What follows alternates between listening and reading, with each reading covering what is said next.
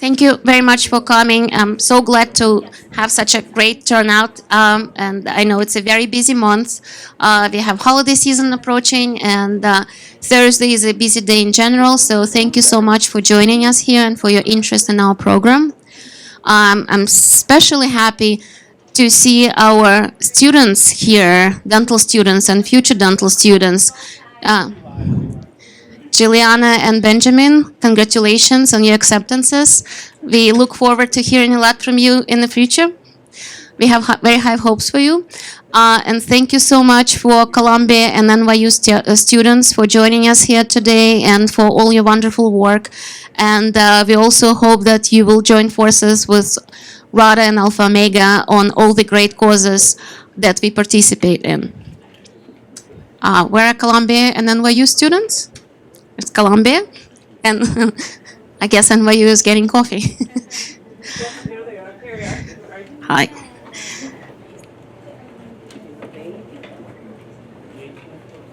So my name is Rada Sumariva. I'm a periodontist, and as some of you know, I represent two organizations here today. I am a co-founder and president of the Russian American Dental Association. I'm also a board member of Alpha Omega Foundation and board member of the New York chapter of Alpha Omega Dental Fraternity. There are a few organizations that made today possible, and I just wanted to briefly mention what they are doing.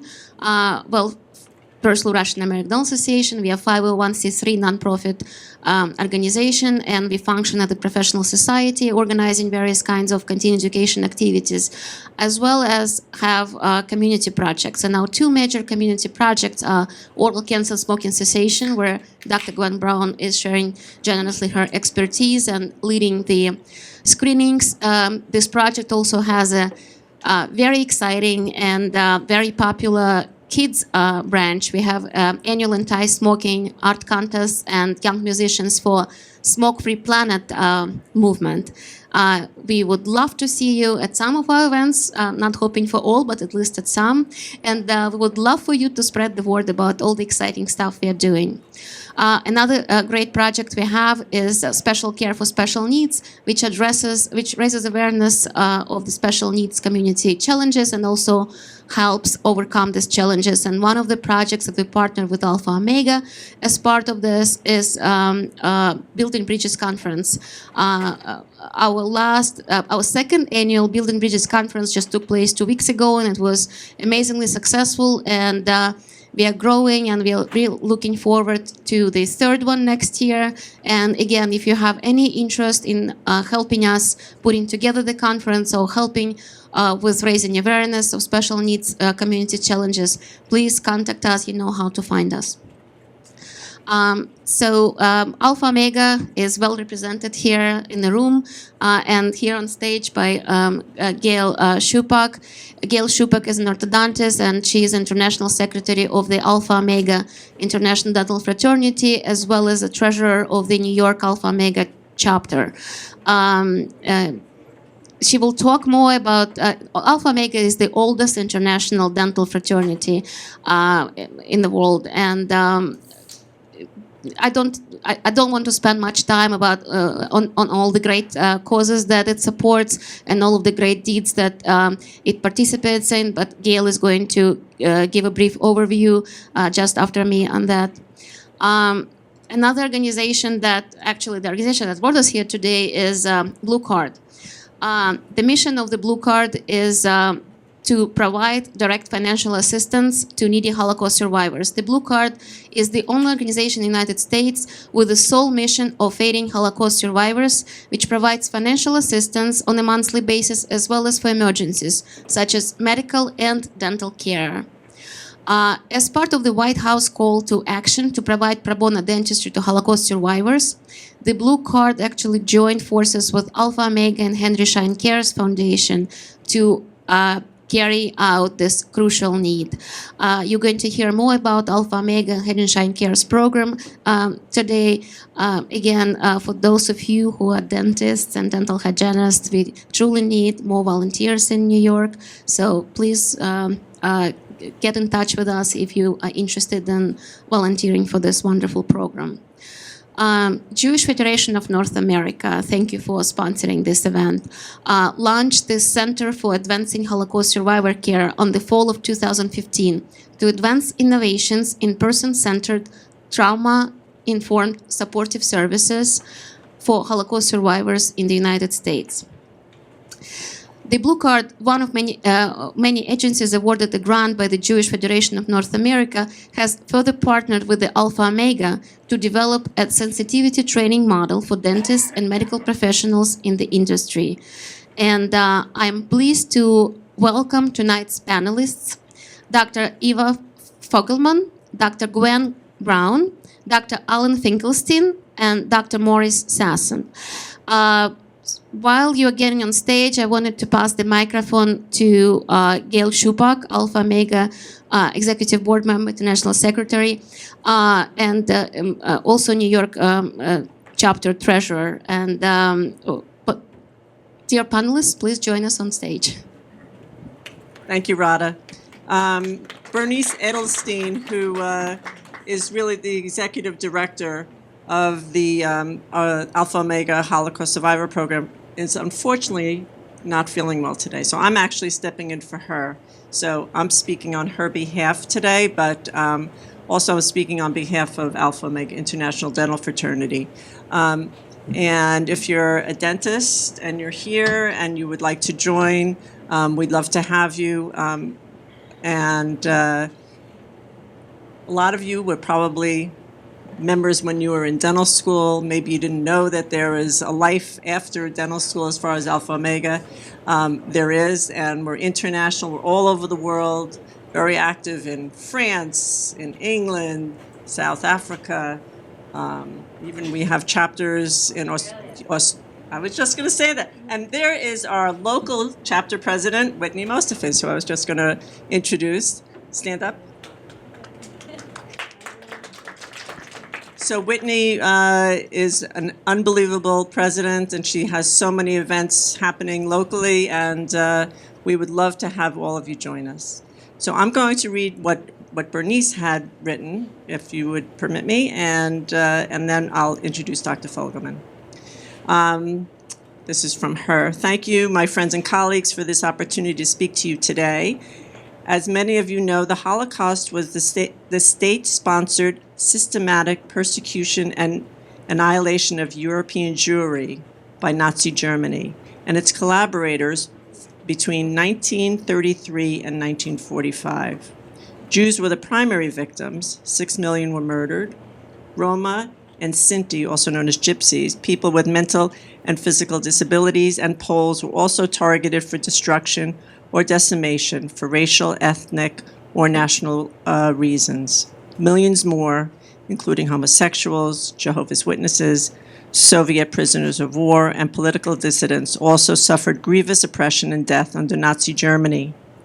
Through our Days of Remembrance events, Alpha Omega, the International Dental Fraternity, seeks both to commemorate this tragic history and to reflect on the lessons it holds for our lives today. We also pay tribute to those rescuers who risked their lives to save others during the Holocaust, and to the American soldiers who liberated the concentration camps. It is not enough to curse the darkness of the past. We have to illuminate the future, explains Holocaust survivor Estelle Laughlin. On Days of Remembrance, the most important thing to remember is the humanity that is in us all, and to leave the world better for our children and for posterity. It is in that spirit that I invite those of you here today to become affiliated with Alpha Omega International Dental Fraternity and our Holocaust Survivors Oral Health Program. Started in 2015, Alpha Omega and Henry Schein Cares started a program to provide no-cost dental services for Holocaust survivors who are in need.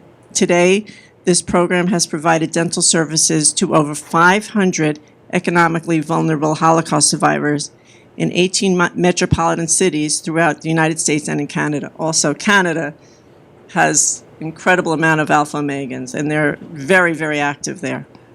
There are still many survivors who need dental care, and we are hopeful that those of you in this room today will consider joining Alpha Omega and participating in this impressive program. I gave out some membership applications, but if you need more, let me know. I'm asking each of you to join us in serving this population so much in need. We don't have enough dentists to meet the needs that we have, and we will appreciate your commitment to the program and its goals. Thank you for your consideration, and on behalf of AO, International Dental Fraternity, we're grateful to each of you.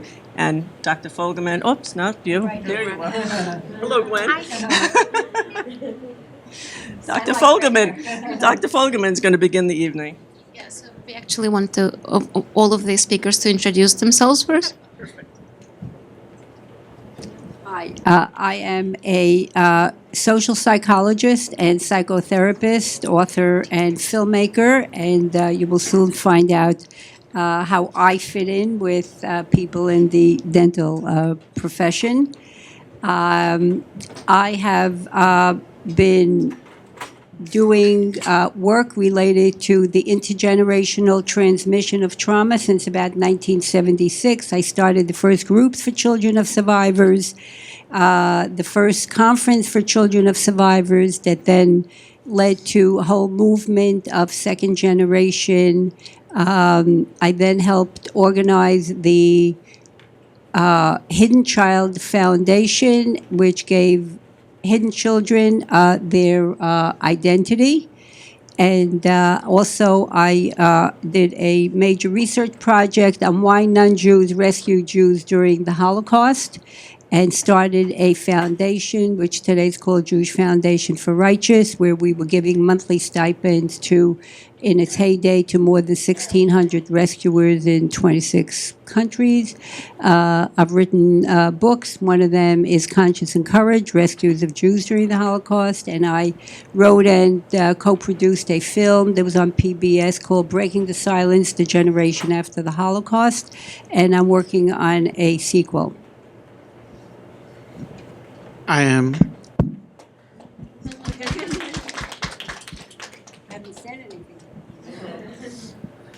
Dr. Morris Sasson. I have a general dental practice in Co-op City, where I have been treating Holocaust survivors for more than 20 years, mostly free of charge dental services. And I'm here to just talk about my experiences with the survivors, and somehow to help other dentists perhaps follow on the same path. And you have a lot of patients, I can tell you, having referred I have patients I have patients mostly referred through the Blue Card and Dr. Fogelman, and actually I started with survivors before the Blue Card or Dr. Fogelman, which I will talk about also. And thank you. Dr. Alan Finkelstein. I'm the CEO of a consulting group in healthcare called Bedford Healthcare Solutions. The immediate past chief dental officer at United Health Group. In honor of Dean Wolf from NYU, I'm on the faculty at NYU, and I sit on the board of 7 different dental schools. But more important than anything, my real true love and claim to fame now is helped organize the Alpha Omega Henry Schein Holocaust program, and I serve as the clinical oversight and quality assurance for all Holocaust survivors. We make certain that it is a 3-dimensional program. Not only do they receive care from our beloved dentist in Alpha Omega, but they also have support through the Russian American Dental Association. There's no language barriers, especially in the New York area. We have so many former Soviet Union Russian patients. And the true, as we say in my wife's native tongue, the true French nachas is to see the outcomes. And these outcomes are measured on a patient-by-patient basis, something we in the insurance companies can learn from. That individual outcomes is what we should be striving for in this country. And Washington, D.C., and we're grateful to Vice President Biden for helping us start the program. And more important than anything, if the government can take a look at private-public partnerships that have grown from this, including now New York University, Temple University, Arizona, the ASDO School of Dentistry and Oral Health. This is the future, and this is the way we can tackle problems and burdens of healthcare. It shouldn't be a burden. And unfortunately, when the president says it's complicated, it is if you don't have this to guide you. No disrespect to the president. But this is more important that we as providers do what's right for our patients no matter what type of coverage they have. This is proven by this Holocaust program.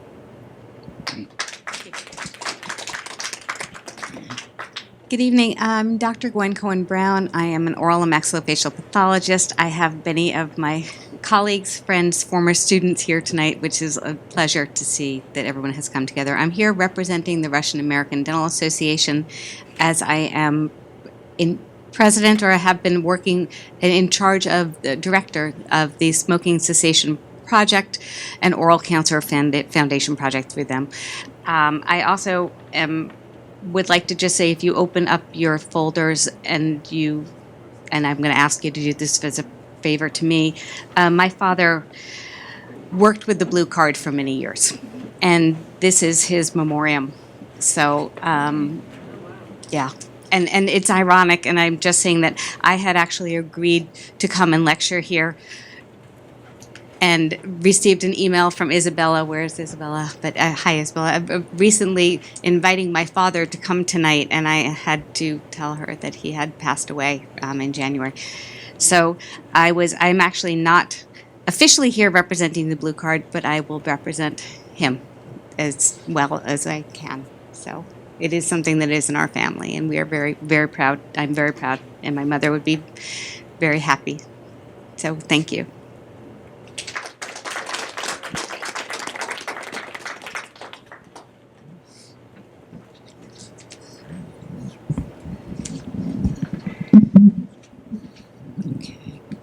First, I want to thank everyone for coming this evening to learn about trauma-informed supportive services and person-centered trauma-informed approaches. You're probably all feeling these days that all you hear these days is PTSD. Trauma here, trauma there, trauma everywhere. People are even complaining that they're being traumatized by the new administration. Enough already. But no. Now we have gathered this evening to learn how to introduce trauma-informed care in our health practice. Yes, we are in a paradigm shift that's occurring in dental, medical, and mental health practices throughout the country. Of course, it's easy to understand why mental health workers and doctors have to know how to work with trauma.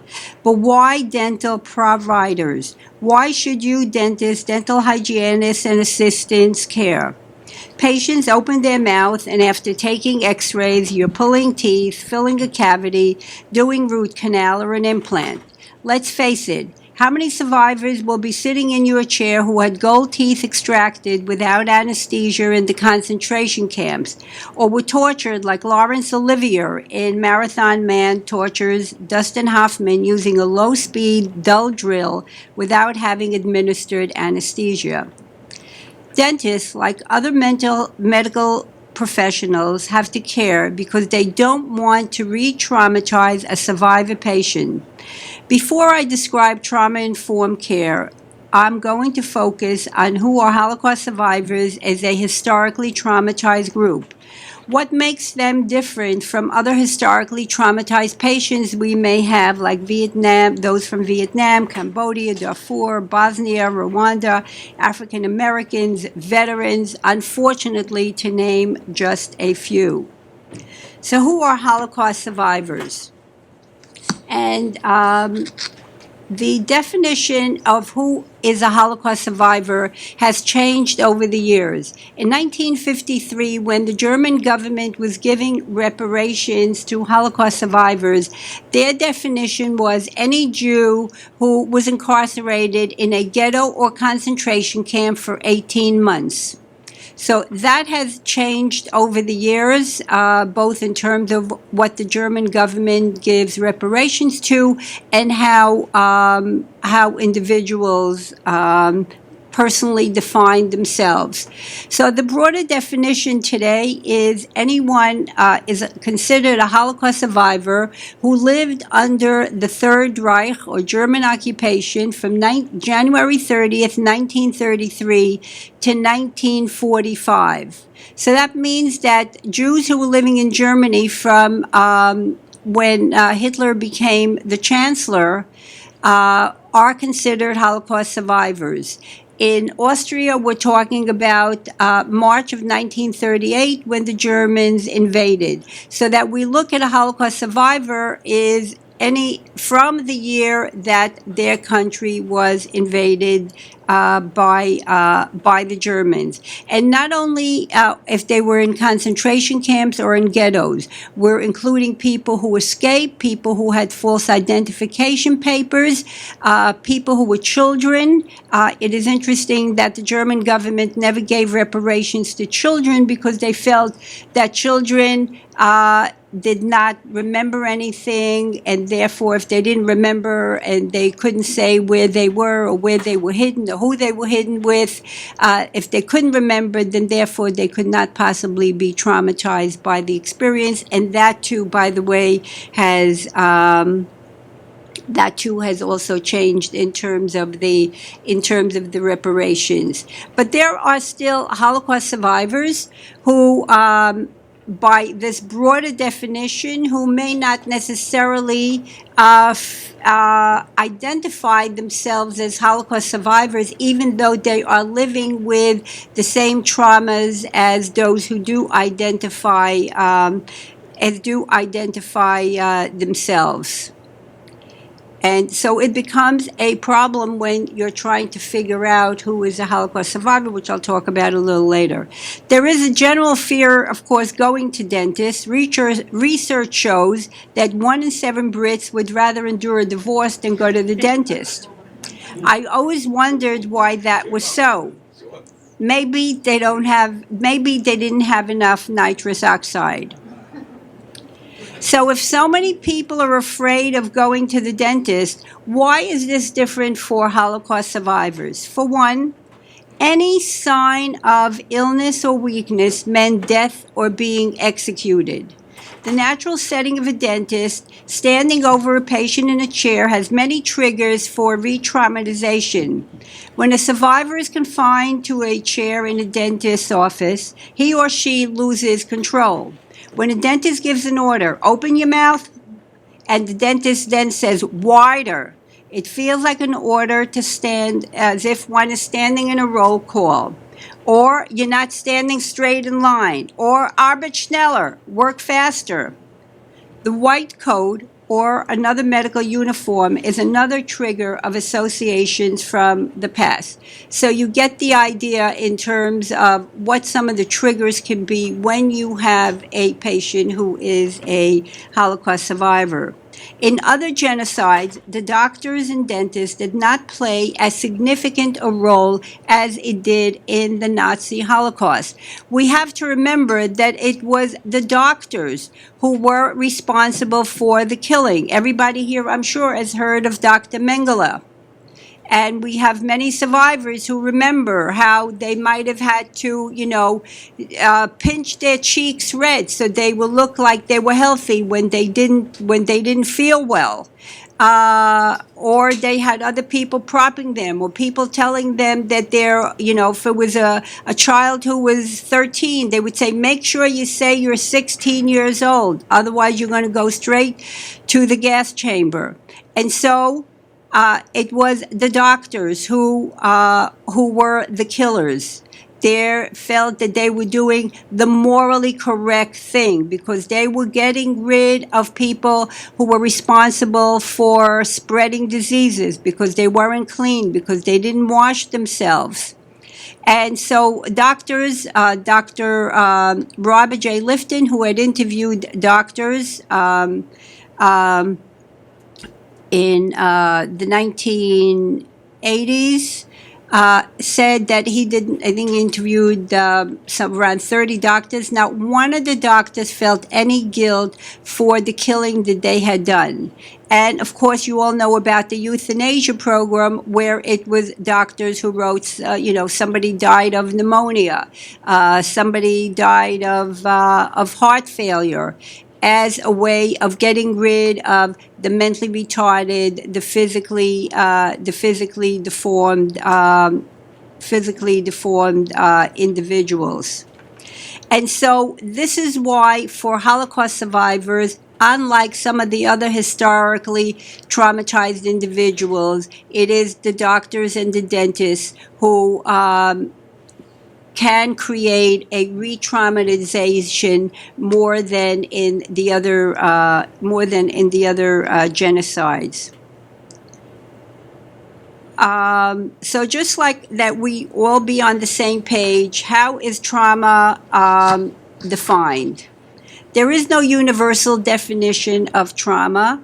The Substance Abuse Mental Health Services Administration, SAMHSA, defines it as, and I quote, individual trauma results from an event, series of events, or set of circumstances that is experienced by an individual as physically or emotionally harmful or life-threatening, and that has lasting adverse effects on the individual's functioning and mental, physical, social, emotional, or spiritual being. Trauma is a word that was used first by Sigmund Freud, and he basically described that as any person who is undergoing a situation which is overwhelming to cope with.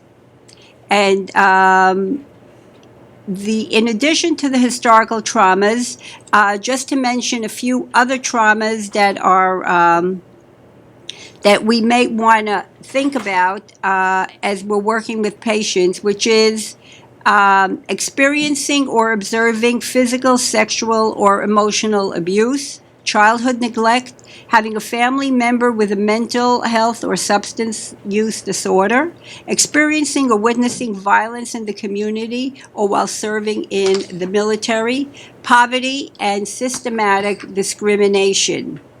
So I think you can see why when, we're talking about trauma here, trauma there, trauma everywhere, we're really covering quite a broad range of people who today are have, traumatized lives.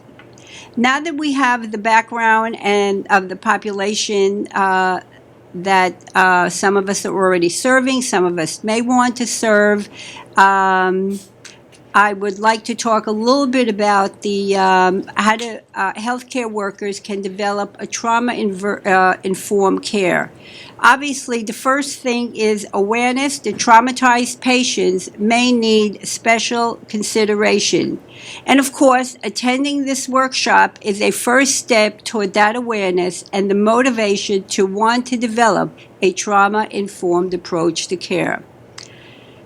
Implementing a comprehensive trauma-informed approach involves two things. It involves both an organizational and clinical practice changes that recognize the complex impact, not just on the patient, but also on the caregiver. Sandra Bloom, the creator of Sanctuary Model, has written, and I quote, trying to implement trauma-specific practices without first implementing trauma-informed organizational culture change is like throwing seeds on dry land. Now, the core principles of trauma-informed care. So we have patient empowerment, using individual strengths to empower them in development of their own treatment. Choice, informing patients regarding treatment options so that they can choose the options they prefer. Collaboration, maximizing collaboration among healthcare staff, patients, and their families in organizational treatment planning. So one of the things that you may find with Holocaust survivors, if they are referred by a therapist, if they are referred by their medical doctor, if they are referred by an organization like the Blue Card, self-help that is helping them, or some other social work organization, you may want to all be on the same page and have a conversation with the referring individuals, because chances are the survivor will be going around asking everybody, because of their fears, am I doing the right thing?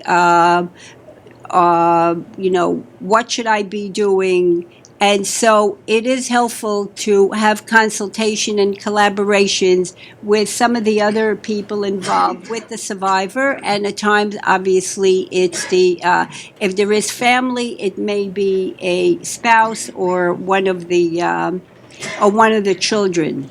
Safety, developing healthcare settings and activities that ensure patients' physical and emotional safety. Trustworthiness, creating clear expectations with patients about proposed treatments entail, who will provide the services, and how will the care be provided. As you can see, we're talking about changing the culture of a healthcare setting, so that the senior leader has to lead and communicate about this transformation process. Some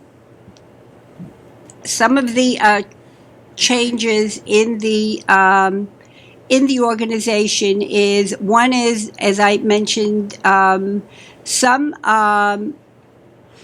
one of the things you might want to do is even engage patients in, if you're going to do some kind of organizational planning, you might want to send out a questionnaire, or as patients come in, get some feedback from the patients about what they like, what they don't like about the practice, about the setting.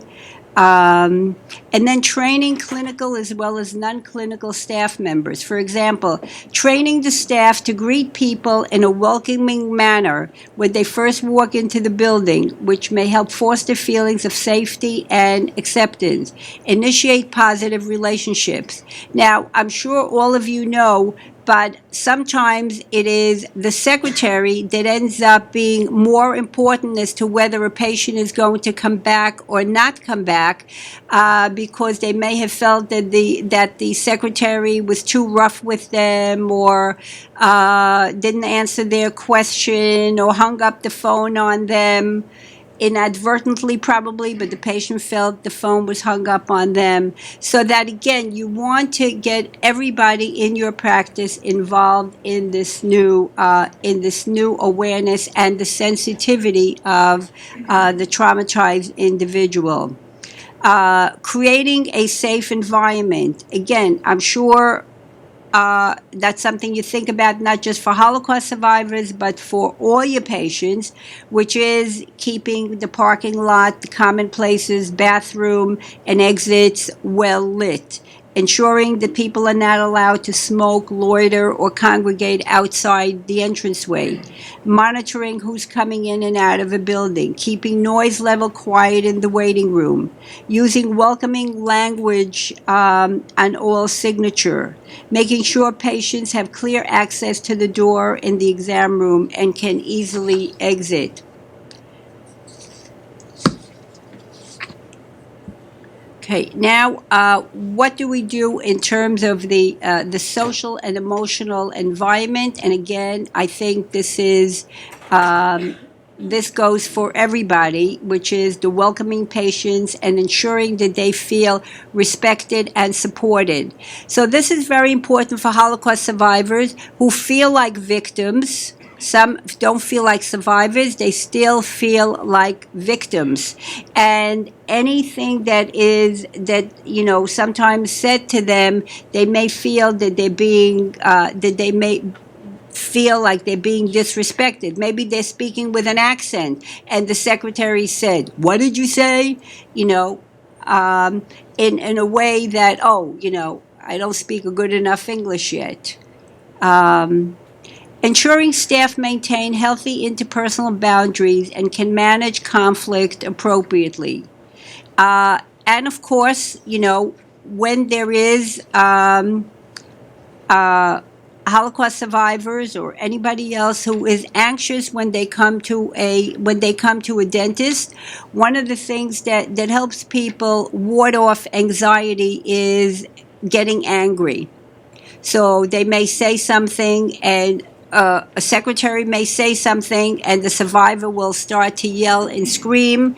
And what is the secretary supposed to do? Or the dental hygienist, or even the dentist, when they're being screamed at because obviously it's an unconscious thing that the patient is expressing their anger. How do you calm them down? How do you not get into and engage in this fight? Just in terms of talking about the interpersonal boundaries, which doesn't have to do with Holocaust survivors, although sometimes it may. There are Holocaust survivors who were sexually abused. And so, again, you're in a room. If you have a woman in a chair and you have a man, you may want to have a female dental hygienist there so that the patient feels comfortable. Most women who have been sexually abused in the Holocaust rarely talk about it. Very often, even their own family members may not know about it. Keeping consistent schedules and procedures. If a dentist is late or running late, which I'm sure happens all the time, again, you need to have something explained to the patient that you're going to be running late, or have the secretary say it so that they understand. I try to keep my 45 minutes or hour. Sometimes I'm a few minutes late, and I have had Holocaust survivors already knocking on my door how come I'm not there for them.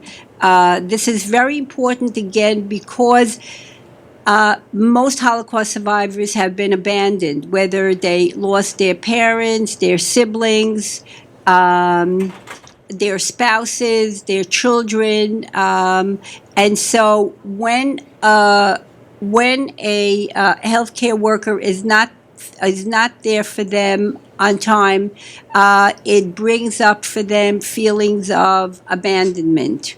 Again, this might be, at times it's a conscious thing for them, at times it's an unconscious thing, but they may start erupting. What's going on? Why am I not being taken?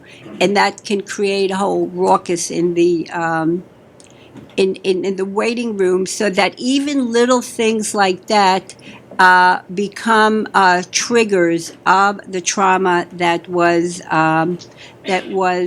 experienced. Of course, it helps to offer sufficient notice if you're going to be changing anything, maintaining communication that's consistent, open, respectful, compassionate, being aware of how an individual's culture affects how they perceive trauma, safety, and privacy. How do I know if my patient has been traumatized or is more specifically a Holocaust survivor? Some Holocaust survivors you will find wear it on their arm with their number tattooed from Auschwitz. Auschwitz, by the way, was the only place that tattooed its prisoners. Some Auschwitz survivors do not have numbers because towards the end of the war, there were too many people coming in every day to register them daily, and so there was no time. Others came and were relocated immediately to some other place, and they too don't have numbers. Some survivors prefer to remain private about their past, and you may never know. A good idea is, when you have a form to fill out for new patients about their medical history, you may want to include a few questions such as, what country were you born in? If not the U.S., when did you come to the U.S.? If it's a European who has come after 1945 or between 1933 and 45 from Germany, and after 38, I mentioned from Austria, you can assume they are survivors of some sort. You do not have to be, you don't want to be intrusive. The dates from other countries who underwent genocide will also give you a clue.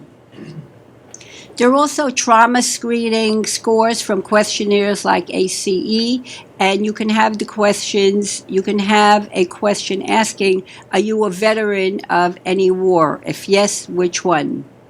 You can have an open-ended question at the end. Is there anything else the doctor or dentist should know about your personal or family history?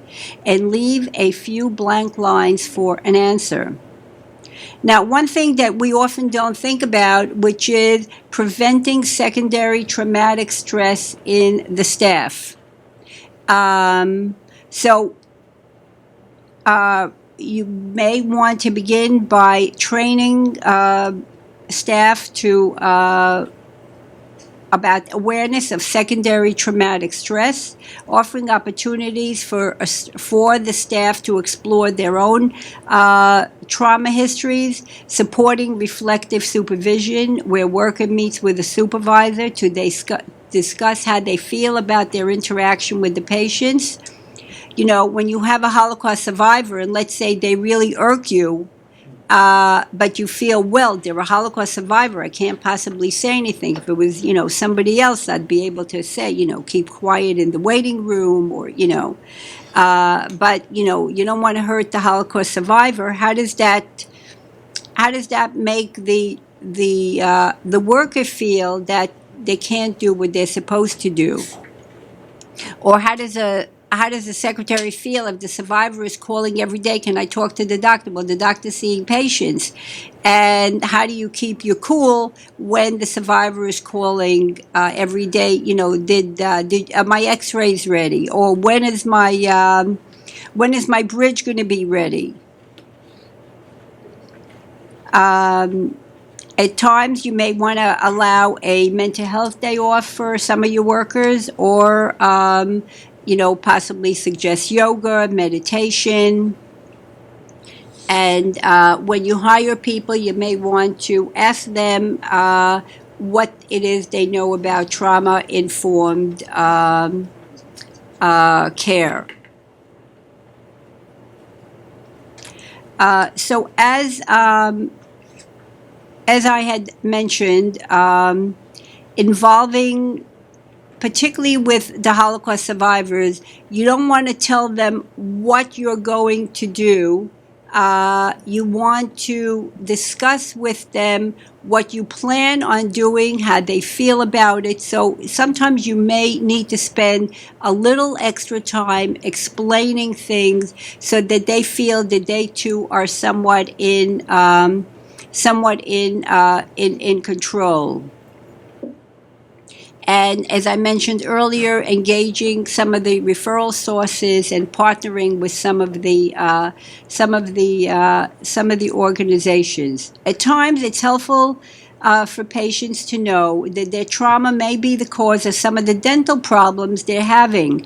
For example, one of the things that you will find, and that's going to be recurring more as the years go by, is that many of the child survivors have very poor gums. And for you to explain that part of the reason they have that is because they had malnutrition during the most important formative years of their development. They may not like what they're hearing, but at least they will feel, gee, I didn't cause this to myself, you know. And that's sometimes helpful to understand what is going on. So in talking about all of this, I wanted to give you the numbers of the, I don't know why it's not here. Anyway, lost a page. The numbers of what is it that we're talking about, and why is this so important, particularly in New York. We're talking about a fairly large population. Right now, we're talking about anywhere from 100 to 130,000 Holocaust survivors who live in the New York area. 25% of them are below the poverty level. Amongst the former Soviet Union population, about 50% are below the poverty level. Now, you may be thinking the fact that most of these people are, the youngest people today are 71, 72. So the majority of the population we're talking about are between 80 and 89. That's like about more than 80% of the people are between 80 and 89, and then between 90 and 99, you have about 20% of 20% of the people. So you're wondering, I mean, this is a dying population. How can it possibly be increasing in needing services? And one of the reasons that is the case is because we have the Russian population, which came here in the 1980s and 1990s, are a totally new population. There are also many survivors who, as I mentioned earlier, did not identify as being Holocaust survivors, and now they are identifying as Holocaust survivors. So that's again an additional group. And we've also had more recent immigrations of people coming from from other Eastern European countries. We now have people coming from France that are leaving France who are also Holocaust survivors, so that you can see that indeed we are talking about a population that is going to need very intensive dental care. I'd say probably for for the next 10 years or so. I think you can understand now the paradigm shift that we're experiencing now in the healthcare providers. Trauma is a public health issue that's transforming healthcare systems, and by adopting this approach, you will be doing a great service, not only to the Holocaust survivors, but to all traumatized patients, past and future. Thank you.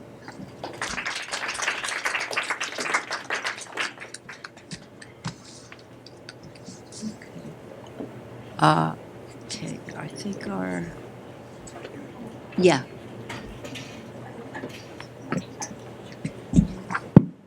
Hello? Awesome. I didn't see how long it was. Okay.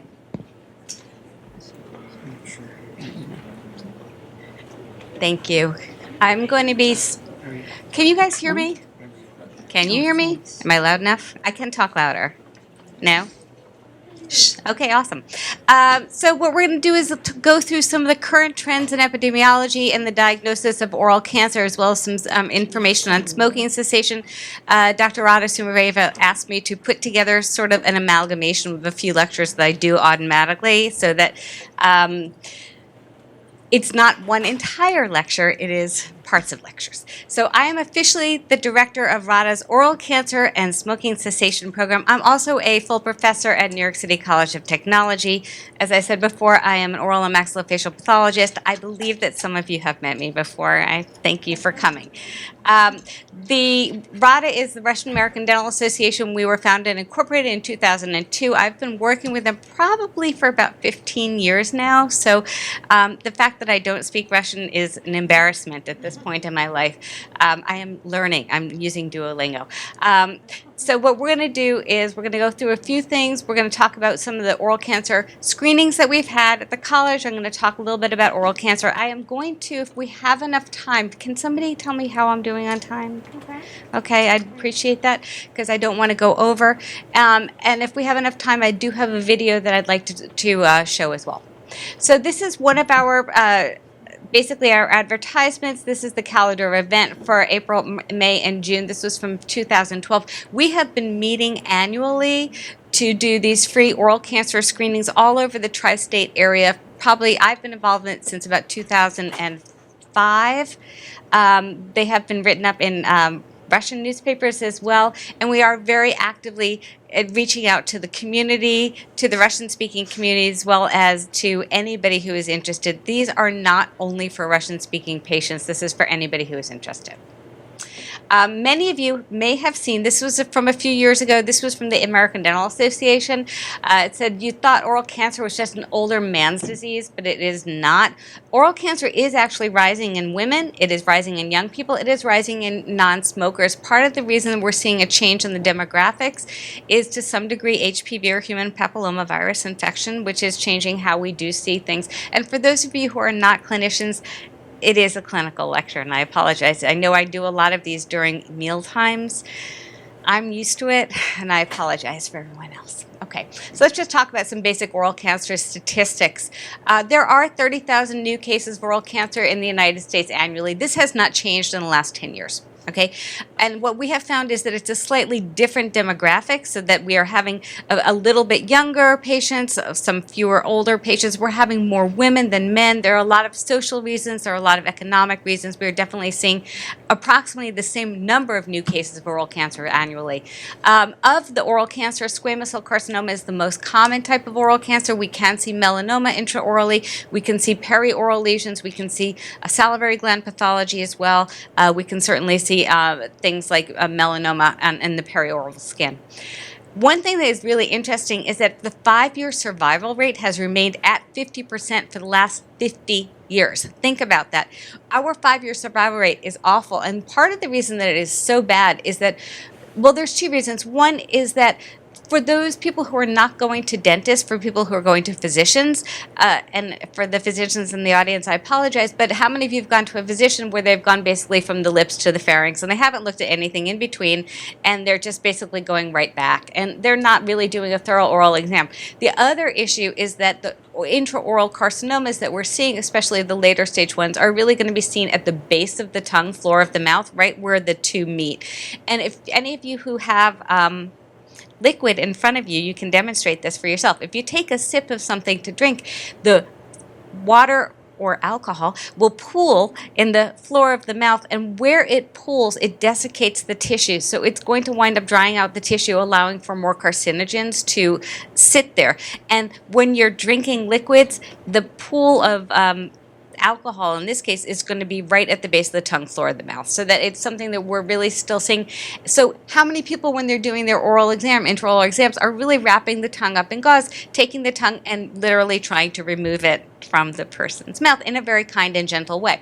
But you really have to do it. The other issues are things like field cancerization. So when I'm teaching oral cancer, one of the things I'm talking about with my students is like, when you're drinking alcohol, it doesn't just affect one part of your mouth. If you're smoking cigarettes, it's going to go both into the upper GI as well as the lower GI, as well as go into the oral cavity. So you're going to be having the same potential pre-malignant effects that are going to be attacking multiple areas, and that concept is called field cancerization. And that's going to result in not just one but multiple primary tumors, so that if you have a patient who has a primary oral carcinoma, if they do not stop drinking and smoking, 31% of them will then, within the next 5 years, will develop a second primary tumor. 17% of them will develop a second primary tumor even if they do stop drinking and smoking. So having a conversation about both alcohol as well as smoking is really important. The advanced stage of the disease at the time of the diagnosis. So when you think of lip lesions, they're really easy to find. If you're looking at base of tongue lesions and floor of mouth lesions, they're not so easy to find. So if you're not really looking and you're not really getting in there, the way that we're diagnosing them, they're being diagnosed at a later stage as opposed to like an early stage. Frequently, early lesions are either ignored or not adequately identified by clinicians, and therefore you're getting delayed treatment. By far, tobacco is the most likely etiology of most oral cancers in the United States. I'm going to go with cigarettes first, then pipe and tobacco. Marijuana, that's getting up there, okay? We're seeing an increase in amount of marijuana use. And when you're talking about older patients who are going for alternative pain methodology, even though it is not officially legal in this state, we still have medical marijuana that is creeping in around us, and these people are smoking. So it is something you want to talk about with your patients. In terms of etiology, alcohol is not really a pure etiologic factor. It is a potentiator. It's going to take something and make it worse. So that if you look at alcohol sitting on top of tissue, it's going to cause a dryness or a dehiscence of the tissue. It's going to break apart the intercellular bonds, which is going to allow for better penetration of the intercellular carcinogens. A prior history of having oral cancer is actually a huge etiology. So if you've already had cancer once, the likelihood is you're going to have it again. It's something to consider. And human papillomavirus, wow, we are seeing a major increase in that. Okay, I work with, in addition to working with RADA and the New York City College of Technology, I also work with the Department of Health, okay? And I work with the AIDS Institute, and I've been faculty at the AIDS Institute since really long time ago. Like some of you weren't born, it was like 1992. So it was a really long time ago. And what we have seen is a change in the types of carcinomas that we're seeing from predominantly human papillomavirus. So we are definitely seeing alternate clinical presentations. In studies in the United States have indicated that HPV is really one of the leading causes of head and neck cancer. We all know at least one person who has had head and neck cancer from HPV-associated lesions, and that would be Michael Douglas. Okay, and part of the reason we know is that he was very vocal about it. Okay, I mean, he basically came out and said, yes, this is an issue. And part of the problem with treating HPV-associated lesions is that if the patients do not stop drinking and smoking, they are going to be much more difficult to treat. Now, with HPV-associated oral cancers, on the other hand, if they do stop drinking and smoking, it's a much easier tumor to treat. So this is another conversation you want to have. Now, I know that people have a hard conversation. I mean, look, my patients talk to me about oral sex all the time, but I'm reasonably sure that doesn't happen in most offices, okay? But that's my patient population. But on the other hand, I ask. Okay, so if I'm going to be asking them because I want to know what they're coming in with, and I need to know what they're exposed to. And I need to know not in a way of being inappropriate or immature. I need to know so that I know how I can treat the patients best and know what I should be looking for as well. The CDC found that about 20 million people in the United States have HPV and 6 million people are infected every year, so do not assume that your patient population has not been exposed. The American Dental Association and the Oral Cancer Foundation recommend that an oral cancer screening be done on every new and recall, or they might be calling them recare patients now, okay?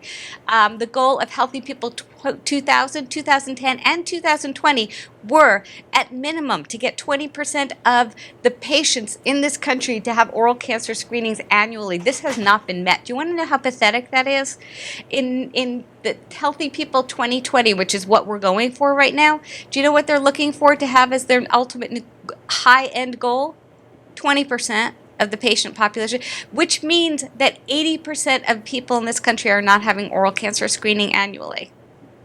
Okay, and only between 14 and 18% of those of dentists are doing screenings on each patient. And what I would like to say is to do a good oral cancer screening, to do a head and neck exam, it really only takes about 2 minutes. You can talk to the patients, you can tell them you're giving a massage, you can just tell them you're looking whatever you want to be looking for. There's a lot of ways of doing this, and there's a lot of ways of making the patient feel non-invasive, not uncomfortable as well. Oral cancer screening or detection involves both checking for disease in a patient who is currently symptom-free. Case finding is actually the term used for application of a diagnostic test or procedure to a patient with an identifiable lesion or to establish a diagnosis and to bring the patient to treatment. Early detection of oral cancer actually is rather important. It reduces patients' morbidity and mortality. It decreases the likelihood of advanced or invasive tumors, so that if you can catch a tumor that's a stage 1 tumor, the 5-year prognosis is probably about an 80 or 90%. If you catch a tumor at a stage 4 diagnosis, you're talking about a 20 to 30% 5-year prognosis. So the earlier you see them, the earlier you find them, the better off the patients are going to be. So it's going to improve both short-term and long-term prognosis. And the earlier that you find these lesions, it's going to require much less aggressive treatment with fewer complications or potential complications. Okay, screening patients for oral cancer. and precancerous lesions has traditionally relied upon the conventional oral exam with incandescent or an LED light. I'm going to just tell you right now, if you are going to hospices, if you are going into hospitals, if you are doing anything other than using your own dental light, which is a beautiful light that has multiple variations and colors in it, if you are going into a hospital or you're going someplace or you're using a flashlight, you must, absolutely must use an LED light. And the reason if you must use an LED light is that it has blue in it. If you do not use a light that has a blue filter in it, everything that you look at will be pink. Everything will be uniform. And I can't tell you how many patients I've had coming from physicians who have said, yeah, I've had this terrible sore throat, or I really am having a hard time swallowing. My physician doesn't see anything. And I'm like, well, they're using like something they got at Lowe's. You know, I mean, they're not using they're using the wrong kind of flashlight. Yeah. One question. A few years back, I switched to just using singly, basically that. That's fine. That should be fine. Is that as effective as the ones that are being sold for that particular purpose? Because I mean, you can literally, it's so strong, you can literally look through the The problem with some of that is that first of all, two issues. One is if the light is really too bright, you're going to get a blurring out of the tissue color, so you may not see as much distinction between variations of pink, which is what we're really looking for. And if it doesn't have enough, and if I don't know how much blue that particular one that you have has in it, but if there isn't enough of a blue light in it, it's going to really color everything uniformly. So that in order to be able to see properly, you really need to have the right lighting source. And I don't think that's one of the things that most of us think about so much.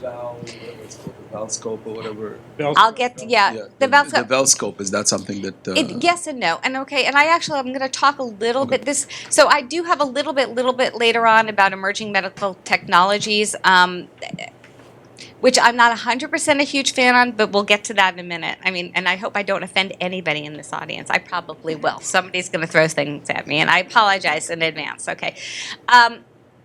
But I will say that this lecture has been approved by the Department of Health, so you know I do have that going for me, so I'm okay here. Okay, so Well, if you say that that's what it is, that I take it. I know, and thank That's you. what it is. You're my guru, so. I love you for that. Okay. So basically what we're talking about is an intraoral exam, an extraoral exam, visual inspection, manual palpation, and this is still the gold standard, okay? There are a lot of new devices that are coming up. The problem is that none of them can replace your eyes, your fingers, and what you're seeing, and what you know as a clinician to be normal versus abnormal, okay? There are some benefits with them, but I'll get to that in a minute. Let me go through this first. Okay, other benefits of early diagnosis of oral cancer is basically you've got less invasive treatment, better treatment outcomes, and higher survival rate overall. Your barriers to early detection. So this is some of the things you want to think about. Well, why aren't people getting early detection?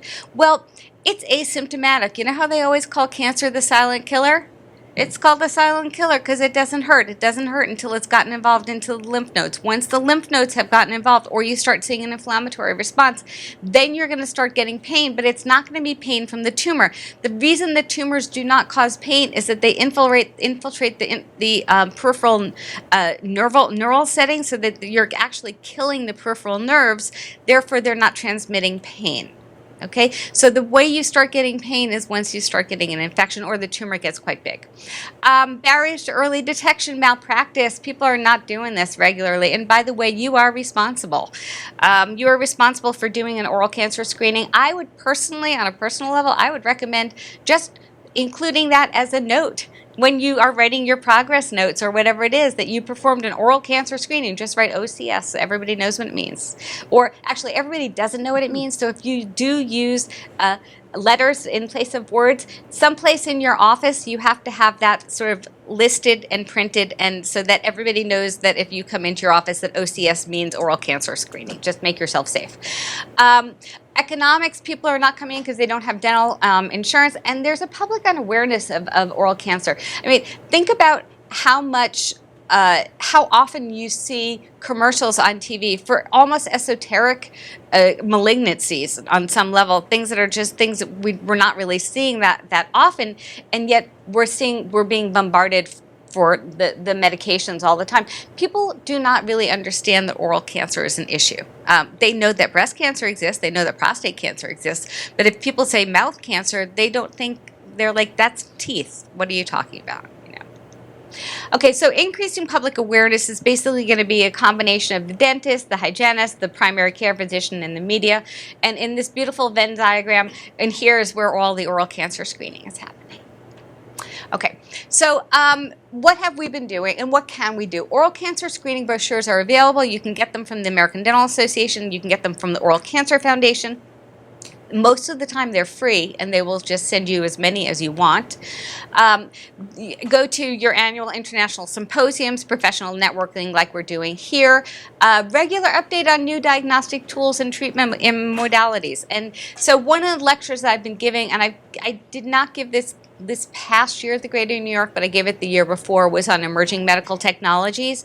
And there's unfortunately, I haven't found a single one of them that is irreplaceable or that is everyone's completely comfortable with. So, I mean, some of them are bigger, some of them are smaller. I know the Infinity is smaller, it's easier to use.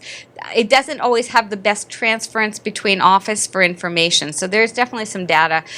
And the other issue you have to remember is that a lot of these emerging medical technologies work on light wave technology. So anything that's going to increase the mitotic activity of an area is going to change the color of the light wave, which means that trauma can also change it. Have I made anyone mad yet? Okay, I'm good. Okay. Courses on for physicians. We need to get people in here. So courses on oral cancer screening, techniques for primary care providers. How do they know what they're supposed to do? Professional networking, securing effective follow-ups, and joint seminars. Can we please somehow or other get together with some of our physicians friends to have some of these together? Public awareness, patient brochures need to be available, professional fundraising events open to the general public so that if we're doing something like this, I mean, I cannot tell you how many times I've participated in screenings. I'll get together with my friends who are nurses. The nurses will do blood pressure, they'll do blood sugars, they'll talk about weight. We'll be in there doing head and neck screenings. We'll be going over this. We'll be looking at their dentures. I always like the idea of a little spring cleaning event where people can come in and get their dentures cleaned and have a head and neck exam. Hey, your dentures are out already. Let's see what's going on in there. Okay? Self-screening educational programs are as well. I apologize. I do want to say that we do have, and I'm working with the Russian American Dental Association, we have been working with the Kids for Kids program, which is an art program, which is a smoking cessation. Kids are drawing, they are getting prizes, they're being recognized, there's music, there's so much going on right now that if you're not already involved with the Russian American Dental Association, I would strongly suggest we work with them as well. Okay, so I just want to point out a few things that have happened in the last year. This is our oral cancer. We've had our 10th annual oral cancer screenings in dental offices in Brooklyn, New Jersey, and Queens. We have been providing oral cancer and HPV examination. To expand the scope, we actually RADA has offered, and I always find it, well, RADA meaning the organization, not the doctor, but what we have done is we have offered patients with suspicious lesions a free in-office or risk HPV salivary diagnostic test and Visalite plus T-Blue screening for those patients who were warranting it. Anybody who needed a biopsy received a biopsy, and all of the biopsies were sponsored for, paid for, and supported through RADA. So I just would like to thank them for that. For those patients without funds to have a biopsy performed, dentists working with RADA donated their services for free. The cost of reading the biopsy, which can be quite expensive as well, was also covered by RADA.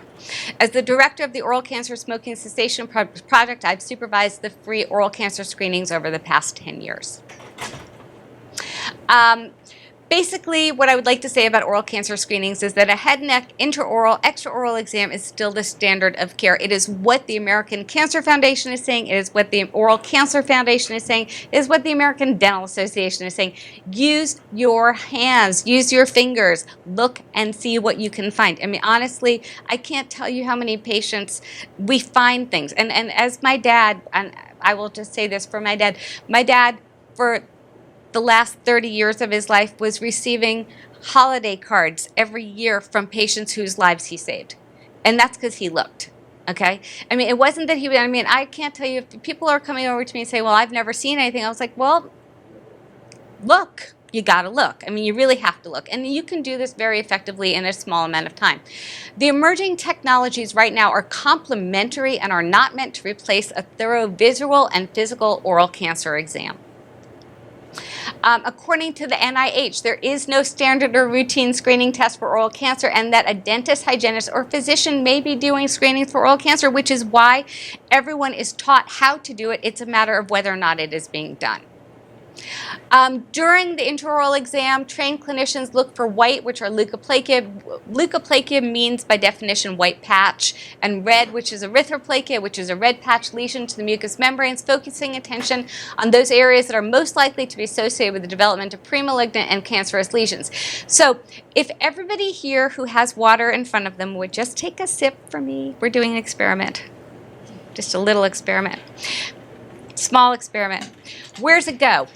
It goes over the dorsal surface of the tongue. It goes on the lateral borders of the tongue. It goes and it sits on the floor of the mouth.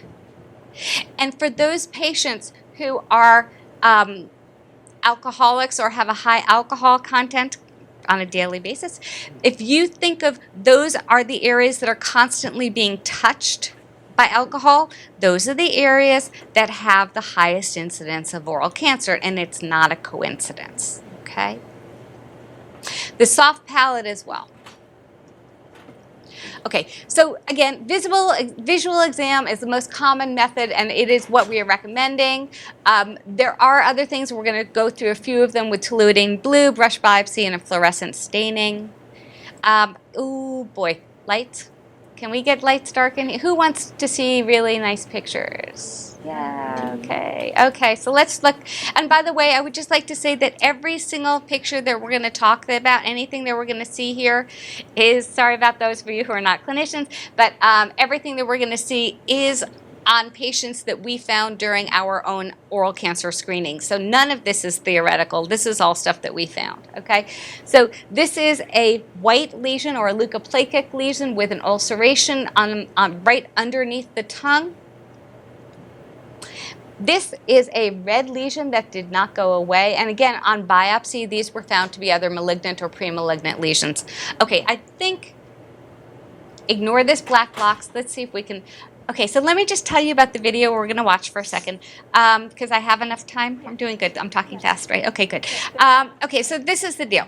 I gave this lecture for the New York State Department of Health. I gave it as actually it was for the Department of Corrections, so it was me in a very tiny room in Albany, facing a wall, and it being it went out to all of the 177 correctional facilities that are in New York State, right? And they liked it very much, and they said, you know what, we like this very much, but you're in a tiny little room, and you keep looking down, and we don't like how you're doing this. And I work at a school of technology, and they said, would you be interested in, I don't know, doing this with the school? And I called the dean, and the dean called the other dean, and that's how deans do these things. And if you like your dean, it's awesome. Okay, I have great deans. So my dean called the dean, and the dean said, this sounds like a great idea. So I became a class project. Okay, it was awesome. And you may see some friends or people who you may know in this video as well. So this is the how to do a head and neck exam. It is on the New York State Department of Health website. It is also on the National AIDS Education and Training Center website, which is who it was done for specifically. It's had about 15,000 views at this point, so I'm pretty excited about that. And now we'll have 15,001. So let's, and yeah, and I'm chubbier. Okay, let's go. Did you know that oral cancer is underdiagnosed? Every medical provider can impact positively on their patient's health by performing a simple exam. Welcome.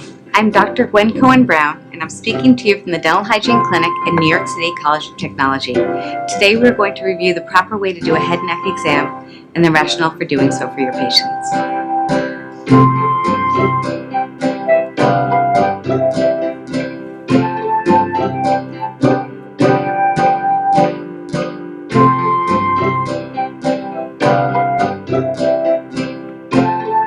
This video is presented by the New York, New Jersey AIDS Education and Training Center, Oral Health Regional Resource Center, and New York City College of Technology. In order to do a proper head and neck exam, one of the things that's the most important is to remember to do it in the same sequence every single time so that you don't leave out a step and forget to examine a certain part of the area. When I start, I tend to start from behind the patient, and I'm going to explore the occipital nodes. Occasionally, you want to have the patient put their head back a little bit so that the skin isn't so tight and you can actually get under there to feel where the nodes are. If you have an enlargement here in this area, one of the things you certainly can think about are things like mononucleosis. Following that, I'm going to take the patient's head and gently turn it like this so that I'm releasing the sternocleidomastoid muscle, and now I can get my hands around it. The most superior part of the anterior cervical chain is right here, and when you have anything draining intraorally, you're going to start getting some enlargements of these lymph nodes in this area. Now, you can look at the posterior lymph node when it's released like this as well, but it's often easier to do it on the patient on the other side. After you do that, you turn the patient's hip around and you do exactly the same thing like here, where I'm releasing the muscle on the left side and then examining the posterior part of the cervical chain over on this side.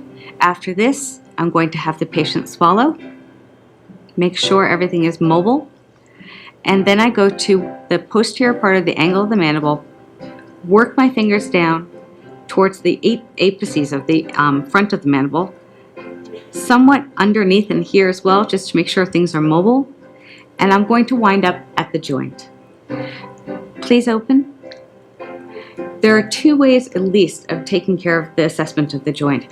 I prefer to have my fingers behind the patient's opening joint, and that way I can feel what happens very clearly when the patient is opening and closing. Open and close, please. The other way of assessment, you can put your hands here, but what you're really feeling is changes in the muscle, not so much on the joint itself. Following this, I'm going to go around the patient and do a similar assessment from the front. Again, I'm going to ask the patient to open and close, and one of the things you look for is deviation, any crepitus, which is what the terminology is for crunchy sounds that you hear in the joint.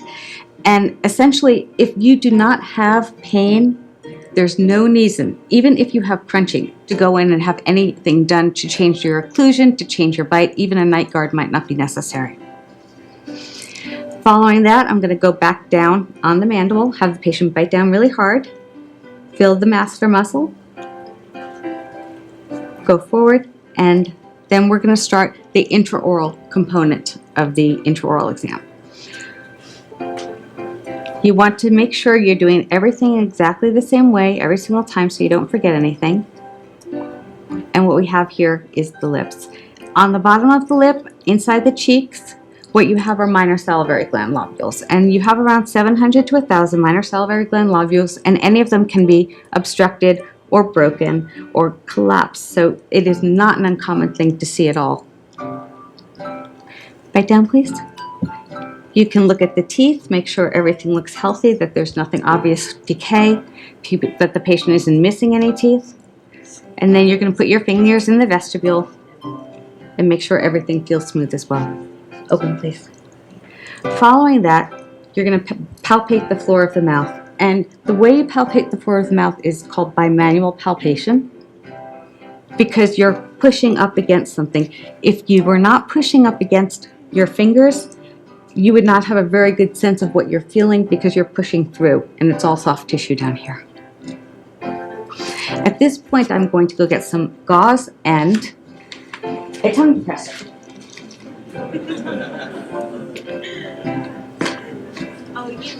Have the patient open, tilt your head up a little bit, and say, ah. Ah. Thank you. I'm going to look at the pharyngeal walls. I'm going to look at the falcial pillars. I want to make sure the uvula is moving. Following this, please take your tongue out. I'm going to wrap the tip of the tongue in gauze, and I'm going to look at the posterior part of the tongue, the base of the tongue, where it meets the floor of the mouth. This is the most likely place for patients to develop cancer. And unfortunately, because of the location, they tend to be diagnosed at very late stages. Thank you very much, and this is the proper way to conduct a head and neck exam. I think we can end it there. Thank you. Okay, well, thanks for putting up with that. And I would like to say that music was written just for that. There are, if you look me up online, I'm not telling you to do it, but if you look me up online, there are 2 other videos that I've done that aren't as much fun as this one. One is the things that are called pathology that aren't. I like that one. That's like things like tori and the exostoses, things that are misdiagnosed all the time. And the other one is also a short one on oral cancer, which might be helpful. Okay, moving on. Okay, so let's go on to some of the things that we're going to do. And how am I doing on time? 20 minutes, 25. I can do this. Okay. So basically, the HPV salivary diagnostic test. Has anybody tried this?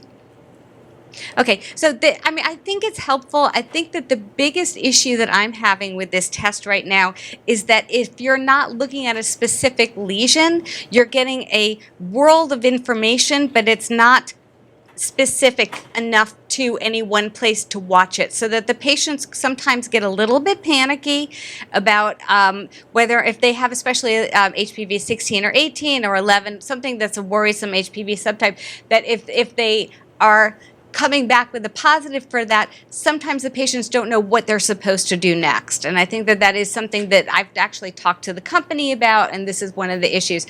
On the other hand, knowing that somebody has something means that you can watch them more carefully. So, I mean, it's kind of a little bit of a conundrum. Certainly, if you have an actual HPV-associated lesion, which I will show you some of those in a little bit, if you have an HPV-associated lesion, you can do a biopsy, you can do a specific DNA hybridization test, so you can find out what subtype it is.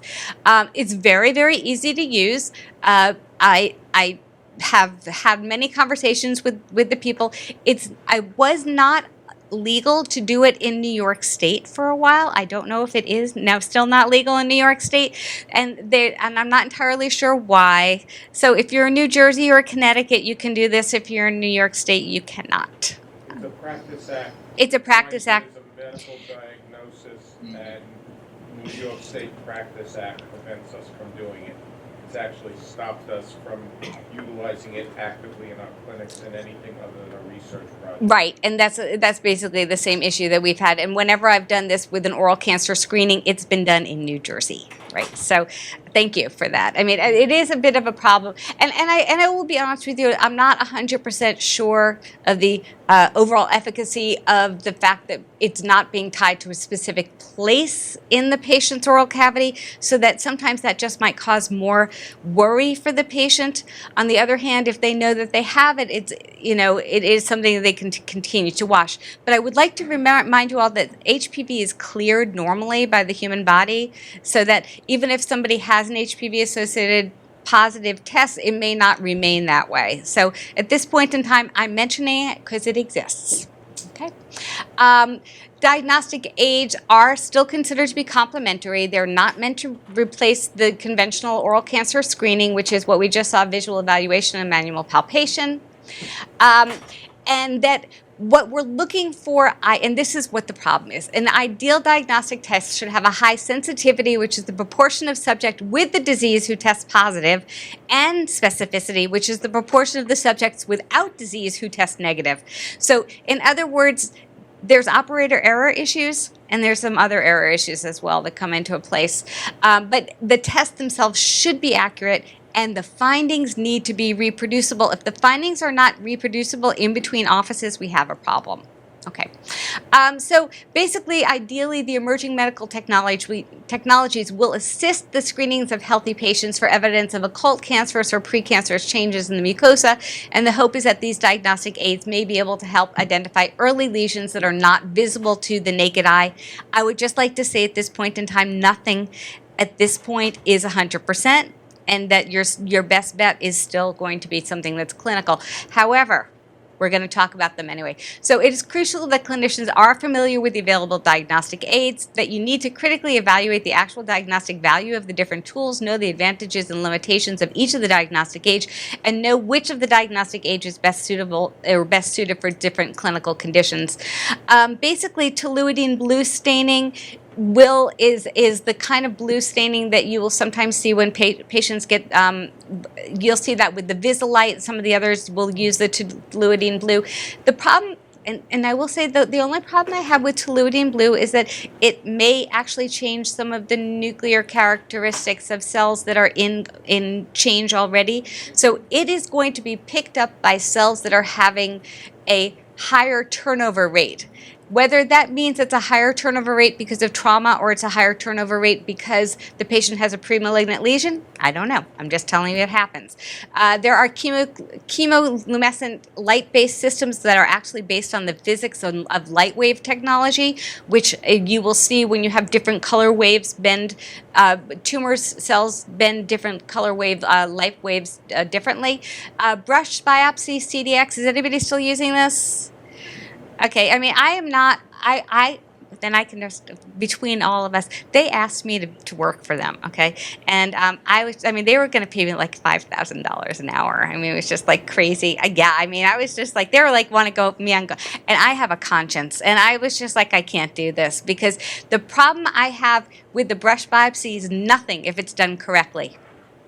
Most people are using the brush biopsy to confirm. The only reason to use a brush biopsy is to confirm a negative. You should never, ever, ever use it to confirm a positive. So if you're thinking, oh, wow, that looks pre-malignant, or I'm really worried about that, brush biopsy is not what you do. If you're thinking that person's been chewing on their tongue a lot and they have a callus, that's the right time to use it. But that's not how it's being taught, and that's not how it's being used. So that people are using it when they think it's a pre-malignant lesion or a malignant lesion. As far as I'm concerned, if you have something that you think is pre-malignant or malignant, do a biopsy. I mean, I'm a pathologist. Do a biopsy. Make me happy, okay? The Velscope and also the Identifier, two of the other that are tissue autofluorescent. This is actually the DNA oral risk HPV salivary test, and again, not available in New York. If you're in New Jersey or in Connecticut, you can certainly use it. Again, my issues with this is that what do you do if you have a patient who comes back with an HPV positive test and you don't have a visual lesion? What do you tell the patient? Right. So I think that it's an interesting concept, and I think that eventually it will be useful. I just don't know if it has gotten there yet. Okay, this is the CDX, or the oral CDX brush biopsy kit. Really, really easy. The biggest error that most people have with this is that they are they're actually using it to confirm a potential lesion as opposed to using it to confirm something is nothing. And then they're not getting deep enough into it. You actually have to almost cause some blood to be drawn in order for it to be deep enough into it. And if you're not getting that, you're going to get a little message back from the nice people at CDX who will tell you that you have not gotten deep enough into the tissue. Has anyone gotten that besides me? Yep, okay. And you haven't gotten deep enough into the tissue, and you have to redo it. Yeah. And the other problem, and also I am a pathologist, so the other problem I have with this is that these are read by a machine, and what they're actually looking for is a change in the nuclear to cytoplasmic ratio, so that if you know what a normal nuclear to cytoplasmic ratio looks like, that the nucleus is small, the cytoplasm is big. When you've got an altered nuclear cytoplasmic ratio, it will be picked up by this robot that will look through everything first, and then a human being will look at it second. I'm a big fan of people looking at pathology. Okay, this is what it looks like. I always don't repeat this. I always thought it looks like a tiny little toilet brush, and that's basically what it feels like if you brush on the bristles. It's very hard, and you really need to get into it. If you don't get all the way down, you have a problem. The Visalite, which I'm just using as an example of the chemoluminescent, what I would tell you is if you don't want to buy the Visalite, they won't tell you this, but I will tell you this. You can rinse your mouth out with white vinegar, go in a dark room, and open up a glow stick, because that's how this works. It's got all the same properties. The white vinegar is exactly the same thing as the rinse that they give you to rinse with. And the light that they have you look at is actually just a glow stick. So you can go to your party favor store and do that. They do have one that does use the toluidine blue at the same time, and that is actually designed to be used in patients who do have a bigger risk. And again, so if you're rinsing your mouth out with this toluidine blue, it's going to make your mouth blue, and it will highlight areas that are undergoing a nuclear change. But again, that nuclear change could be anything from trauma to a premalignant to a malignant lesion. And that's what this kit looks like. This is actually, so this 1% acetic acid solution is white vinegar. Okay, it's just fancy. Okay, and these glow sticks, where are they? The glow sticks are the glow, yeah, literally break them apart. Same thing. Don't put your patients in the closet. But I'm just telling you, if you turn off the light, and it'll work the same. And this is actually what it looks like. And theoretically, if you have an area that is reactive, it's going to light up. So one of the problems that I've had, especially with some of the earlier versions of this, is that it's difficult to transfer the knowledge in between offices, because you can take a picture of it, but how do you take a picture of it without without a flash? So yeah, I mean, so it is somewhat difficult. I know I've had situations where some of the offices that I've worked at have said, well, we're seeing something, and then we send it to the oral surgeon, the oral surgeon's not seeing anything. So, I mean, again, what I would like to say is that all of the emerging medical technologies, as far as I'm concerned, none of them are quite there yet, but they're getting there, and they really are, and they're improving all the time. I like the Infinity more than I like some of the other earlier ones. And what happens here is that the light wave technology is going to change how the light changed. It changes. So let's start that sentence over. The light wave technology is based on the physics of light going through an abnormal cell where you're going to get a bend in the light, and therefore you're going to get a change in the color. And that is how this works. That is me. Okay. And that was me actually at one of the first oral cancer screenings that we did. This was actually a while ago. This one was, I think, in 2008, 2007. We had a walk-in clinic with RADA, all of our students and our faculty as well. And we had about 60 or 70 people who just walked in off the street. We did a lot of, there was a lot of publicity. We had the newspapers. I think, was that when Marty Markowitz came? Yes, the borough president came. It was a big deal. So we had a lot of people were there. It was interacting. So let me show you some of the things that we found that day, because can you guys see the? Okay, good. So this is Leukoplakia, and again, it's going to be called Leukoplakia because it is a white plaque of unknown origin. Am I going to be particularly worried about an area of this site? No, but it really depends. This is basically on the alveolar ridge. In something like this, if I don't have a reason for the leukoplakia, like an opposing dentition, if I don't have anything that's causing trauma, I'm going to be more interested, but I'm probably also just going to follow the patient as well.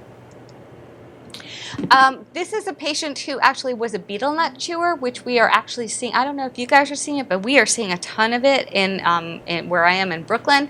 And these are absolutely considered premalignant lesions. We are seeing them most often on the buccal mucosa. Sometimes the patients will almost get what they call a submucosous fibrosis, which means that the tissue doesn't really move very well. And I would probably say, every other week, I'm seeing a patient who has the beginnings of a lesion or a lesion from betel nut. And, you should see the collection of betel nut I have in my drawer at school, because I talk to the patients and I just say, listen, this is what happens. This is why you're having this. And so I now have an amazing collection of whole betel nuts, light betel nuts. I've got slate lime. I've got everything you need to make quid, right, in my office.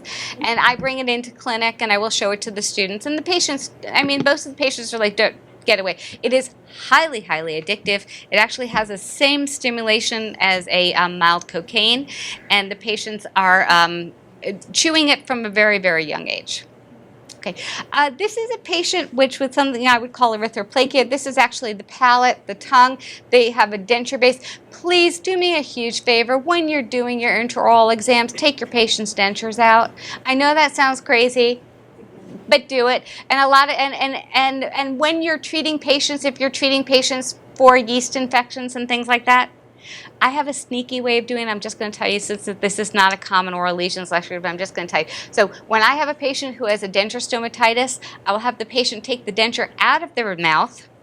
I will have them dry it, and then I will have the pharmacist mix a compound of a little bit of steroid, a little bit of an antifungal, and I will have them use the denture base as a stent. And that way I know that they are using the medication on the tissue that's affected and not just rinsing their mouth with a topical suspension. Because how many of you have had a patient who come back and said, yes, I use this every single day, but they never take the denture out, so it didn't work? Or used it as a vaginal suppository as opposed to using as an oral suppository. I mean, I have heard it all. Oh, don't laugh, it's true. Okay. This is a patient actually who has Lichen Planus, and this is a patient whose Lichen Planus is going bad, and about 1.5% of patients with Lichen Planus will develop premalignant or malignant lesions. This is an HPV lesion. Okay, so this is a human papillomavirus lesion. It was confirmed. We did a biopsy on it. They are incredibly difficult to treat. I would like to just say the one thing I will say about human papillomavirus infection is that if you have an actual lesion, when you are removing it, you do not want to be using a laser or electrocautery, okay? And I just wrote the new standard of care for the country with Johns Hopkins on oral lesions in HIV patients, which just came out last Tuesday. So if you look it up, you will see some of this stuff. So with this, what I'm telling you is this. They have done, there has been a number of GYN surgeons who have developed malignant sinonasal polyps because they have been breathing in the plume of HPV-associated lesions. So if you're going to be removing these lesions, two things. One, do a biopsy. Do a biopsy not with a laser or electrocautery because you don't want to breathe it, nobody else does, and nobody has a good enough scavenging system, okay? And so you want to remove the lesion with a blade, send it in for a biopsy, confirm the diagnosis, and then remove the entire thing with a blade, and then you can electrocautery or laser the base. But you should not be lasering anything in your office that you do not know is not viral. In other words, if you have any suspicion that it is viral at all and you do not have a really good scavenging system in your system, and tell me who does, right? So if you don't have a great scavenging system, you don't want to be breathing this stuff in. Okay, just a little sharing. Okay, this is something called actinic colitis, which is a premalignant lesion that's seen in usually older white male patients and patients who have spent a predominant amount of time outside. It looks a lot like chapped lips that don't go away, but it is considered a premalignant lesion. This is the type of thing you're going to send to a dermatologist.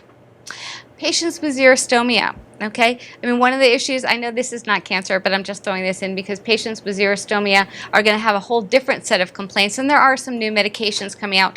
But I just want to remind you that all of this was one day, okay? So if you think that people aren't coming in and saying, what do you have, or what can we do for you?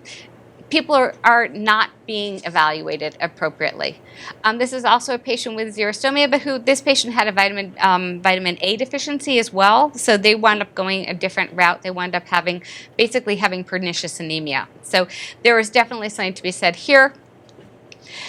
This is erythroplakia, and it's a little bit hard to see, but you can see that there's total redness of the tissue here, and this actually looks like this patient actually had pemphigus. So this wound up having a diagnosis after we had a clinical presentation. You can see this patient, the same thing here. So you have these really superficial ulcerations that are going away. And this is okay, look at this slide and cringe, because this is the patient's denture. And every time they took the denture out, they were ripping off the mucosa. That's what was happening here. 5 minutes? Oh, I don't know how many slides I have left. I'm just going to. I'll go until you tell me to stop. Okay, this was actually a patient we found who had a skin lesion, who had this, which was biopsied to be a melanoma. He was like one of our second patients who came in. This patient actually came in, was a malignant salivary gland tumor. He came in saying that he had lumps on the inside of his lip. This is a nice yeast infection. I just thought I'd show you one. Nice typical clinical presentation for an atrophic candidiasis. This patient was having these ulcerations on the cheek that almost are like snake-like and that didn't go away, and we treated them and they didn't go away, and we wound up sending him to an endocrinologist, and it wound up being Behçet's syndrome, something you haven't heard of since college, dental school. This is a beautiful denture stomatitis, and you can just see how much swelling there was underneath it. And again, this is the type of thing where with these patients, they may not have cancer, but that does not mean that they have nothing, okay? And this is the denture as it fit in.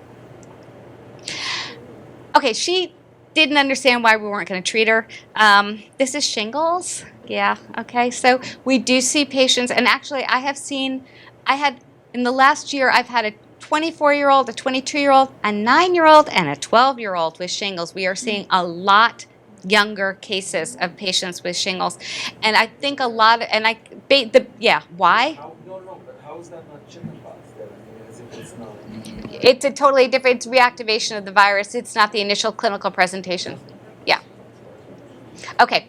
Paget's disease, osteoradionecrosis, which was from a patient with clinical oral cancer. And but I'm going to end up by just talking a little bit about tobacco use to bring it back together. Dental providers are in a unique position to show patients the visible effects of tobacco use. Dental providers can be as effective as physicians in helping smokers quit. And if you're not asking your patients whether or not they're smoking, you should be. If you're not asking your patients whether they want to quit, you should be. Okay, I would just like to say that it's effective of March 2005. Medicare will cover tobacco cessation counseling for smokers, 8 visits annually with 4 sessions per attempt. And as of 2006, prescription drug benefits will cover treatments definitely prescribed by a physician and depending upon who you are, where you are, what state you're in, sometimes by a dentist. Unfortunately, these are the ICD codes if you want to use that in case you're interested. And you do need to document the amount of time that you've spent with the patient when you're doing counseling. About 50% of smokers do make an annual visit to the dentist. Dentists and hygienists are more likely to see adults on a routine care basis, on an annual basis, especially men. For the general office, you're getting patients in usually around 2 times a year, believe it or not. Perio offices are getting in 3 to 4 times a year. And patients have increased success rate in tobacco cessation if you also have interventions with dentists and hygienists in addition to physicians. 65 to 72% of smokers are interested in help from their dental hygienist or dentist. 75% of dental patients indicate a willingness to at least to hear about tobacco cessation advice from their dental provider. So it is something you want to do when you want to open the door. Other organizations which encourage cessation intervention by the dental team are going to be the Agencies for Healthcare Research and Quality and the CDC for Control and Prevention. And they also have product guidelines that they're recommending that insurers are using insurers support tobacco use identification systems, and that this should be included for dentists. It is still in the works. I mean, we're having enough trouble trying to get everything else funded, but we're trying. 90% of dental providers cite not knowing how to provide effective cessation information as the barrier that they have to treating or to talking to people about tobacco cessation or tobacco stopping smoking. And most of that includes lack of training, lack of knowledge regarding cessation resources, lack of time, and lack of reimbursement. I would say lack of reimbursement is a huge issue because how much time do you have to spend on somebody with somebody if you're not going to be paid back at all? There are training requirements in New York State so that you must, if you're a New York State person, to get your license renewed, you must have a tobacco cessation lecture. It's one of the lectures like with infection control and things like that and child abuse that has to happen. And there are toolkits available from the CDC. This is what it looks like for training a certificate of online, and they're very easy. These are your resource centers. Very easy to do. and I would recommend doing it, and you get continuing ed for doing it, so you may as well do it. In terms of what we're dealing with tobacco dependency, nicotine is the most addictive drug known to mankind. It is more addictive than heroin. It is more addictive than crack. It is it. That is the most addictive thing that you can have. So you're getting physiological, psychological, and behavioral issues with dependency, and that tobacco dependence is going to require a rather ongoing, rather than acute care process when you're talking about how to deal with the patients. Patients should expect that relapse is going to happen, because if every morning you get up and you have a cup of coffee and a cigarette, that's your morning routine. Okay, now you're breaking your morning routine. If when you're going out and you're going to a bar, not in New York State anymore, but you used to go and be able to have a drink and a cigarette at the same time, and now you can't because you're not doing that. So everything changes, and you really need to have a lot of support. And the patients are going to start feeling like there's personal failure by the patient. Again, per milligram dose, nicotine is the most addictive substance known to mankind. It acts in the locus coeruleus, which controls arousal, concentration, stress production, and appetite. It is also a stimulant in the reward pathway, causing dopamine releasing or creating dependency. Withdrawal is going to be anxiety. You all know people have tried to stop smoking? How well does it go? Not so well. I mean, it takes time, it takes effort, it takes drugs. I mean, I think that we have a lot of new medications that can be used. Anxiety, irritability, concentration, restlessness, craving, headaches, drowsiness, depression, and hunger. So this is what we're basically going to tell you to do. We want you to document in your patient's chart, is the patient using tobacco? Does the patient want to stop? Does the patient not want to stop? If they say they don't want to stop, you want to ask them again the next time you see them anyway. Self-stopping, provider help only, or refer to a program. These are basically your options. Self-stopping is the most difficult. New York City does give away nicotine patches and nicotine gum for free at least once a year, but you have to get involved in that, and they're free. They're considered to be, and I'm almost done, I promise. There are 5 A's of a 3-minute interview, and it's you ask about tobacco use, you advise the patient to quit, you assess the willingness to make an attempt now, you assist by helping the patient formulate a quit plan, you arrange follow-up contact. And every time you see every new patient, or a recall or a recare patient, you should be doing this with the patients. A lot of times patients will say, yeah, I'm interested in stopping smoking, I'm just not interested yet. Try me again next time. So you want to record tobacco use as a vital sign prior to dental encounters. You want to, if you can, use reimbursement codes to get paid for treating tobacco users. And if you can't, or if you're feeling a little bit overwhelmed, you can always refer the tobacco users to a quit line. New York State has a quit line. But I would just like to say that as we are talking about oral health care providers have a really unique position in treating patients who are tobacco users. You want to educate professionals, you want to educate patients, and you really want to educate children. I mean, fortunately, it's not considered, I don't think it's considered cool anymore to smoke. No, not so, it's still, no, not good. Okay. In New York State, there's a Smokers Quit line. They will send you all of the free handouts and data and anything that you would like to have around your office. It's perfectly free and very available. And you can also, this is the national line, which is the National Quit line. That's it. Okay, thank you.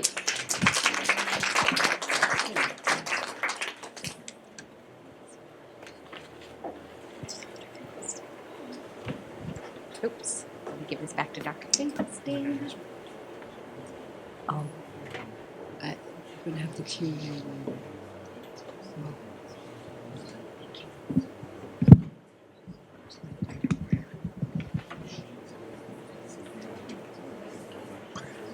Okay, everybody all right? Quite a lecture.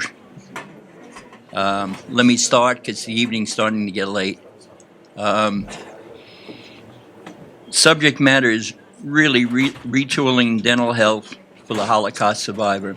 Let's begin with a quote by an historian, Professor Tom B., who's a British educator, and he said, the lifespan of any civilization can be measured by the respect that is given to its elderly citizens. Those societies that treat their elderly with contempt have the seeds of their own destruction within them.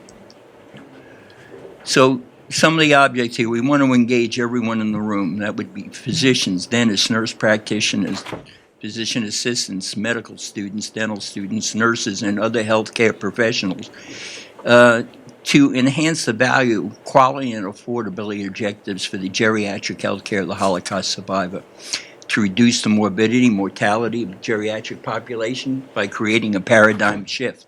And that is based on something that we're looking in the insurance industry is reimbursing more for value than for volume.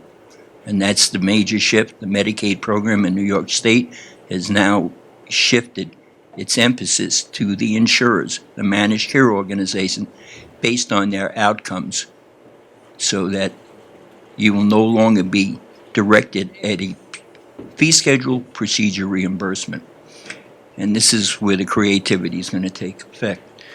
We want to create a geriatric health home for the survivors by advancing a more integrated, holistic approach to geriatric health care.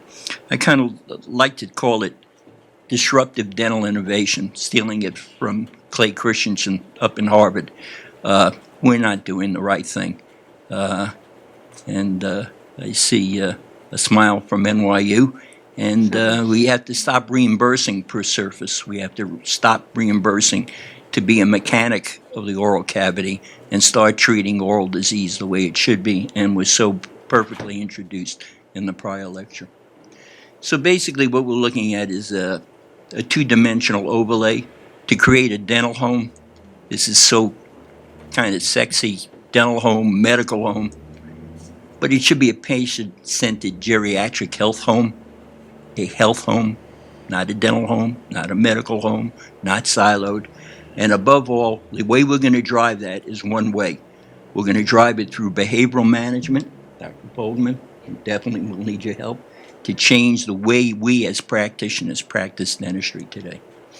And then we'll have a true healthcare professional. That healthcare professional will be reimbursed for early detection, not for just disease treatment and restoration. For care, prevention, that's the key to it, evaluation, and proper referral. Whole different way of reimbursing.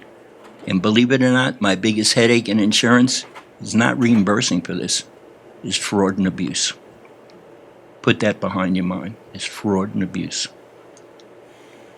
So the challenges we face with the elderly population, physical disabilities, decreased sensory function, emotional disability, lack of means of transportation to get to the dentist, lack of truly trained professionals. There's such an emphasis on children in our society, the advocates for children. And Lord knows I'm an AARP member for the last 130 years. They do very, very little. They do very little in that. And they had the economic power to come to me in my old company, United Health Group, and demand better health care, dental care. Why aren't they by our side as we are fighting now to include a Medicare dental provision? They're not there. They attend our lectures, but they don't fight with us. And that's another battle for another day. So some of the coordinated efforts we have to address oral health needs and a lack of a cost-effective delivery system. So, Mark, this is for you. This is what we're talking about. I had to start paying for early detection, early treatment, even in the elderly. So basically, we're stealing a Canberra model, Carey's by risk assessment model, resurfacing it in the elderly. And we're going to manage the patient on outcomes. So this is an easy way of detecting a device similar, salivary testing, coming up with a risk assessment. And how would we treat that? That's a disaster to treat, especially if they're in a skilled nursing facility. But we'll show you some tools.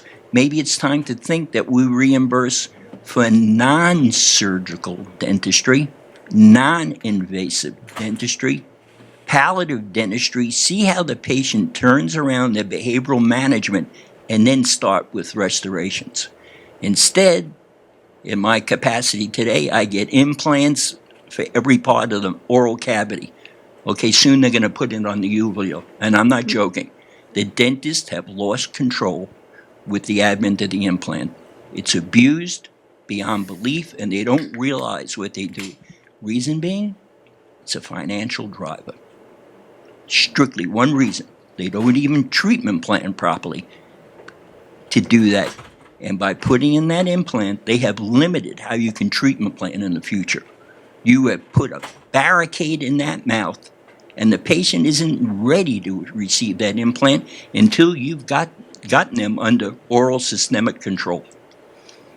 So the decay formation, minimal invasive treatment, there are ways to get into that so perfect for our Holocaust and all elderly patients. Okay, some of the things we should be using more often. Why am I allowing for an adult 2 fluoride varnish treatments?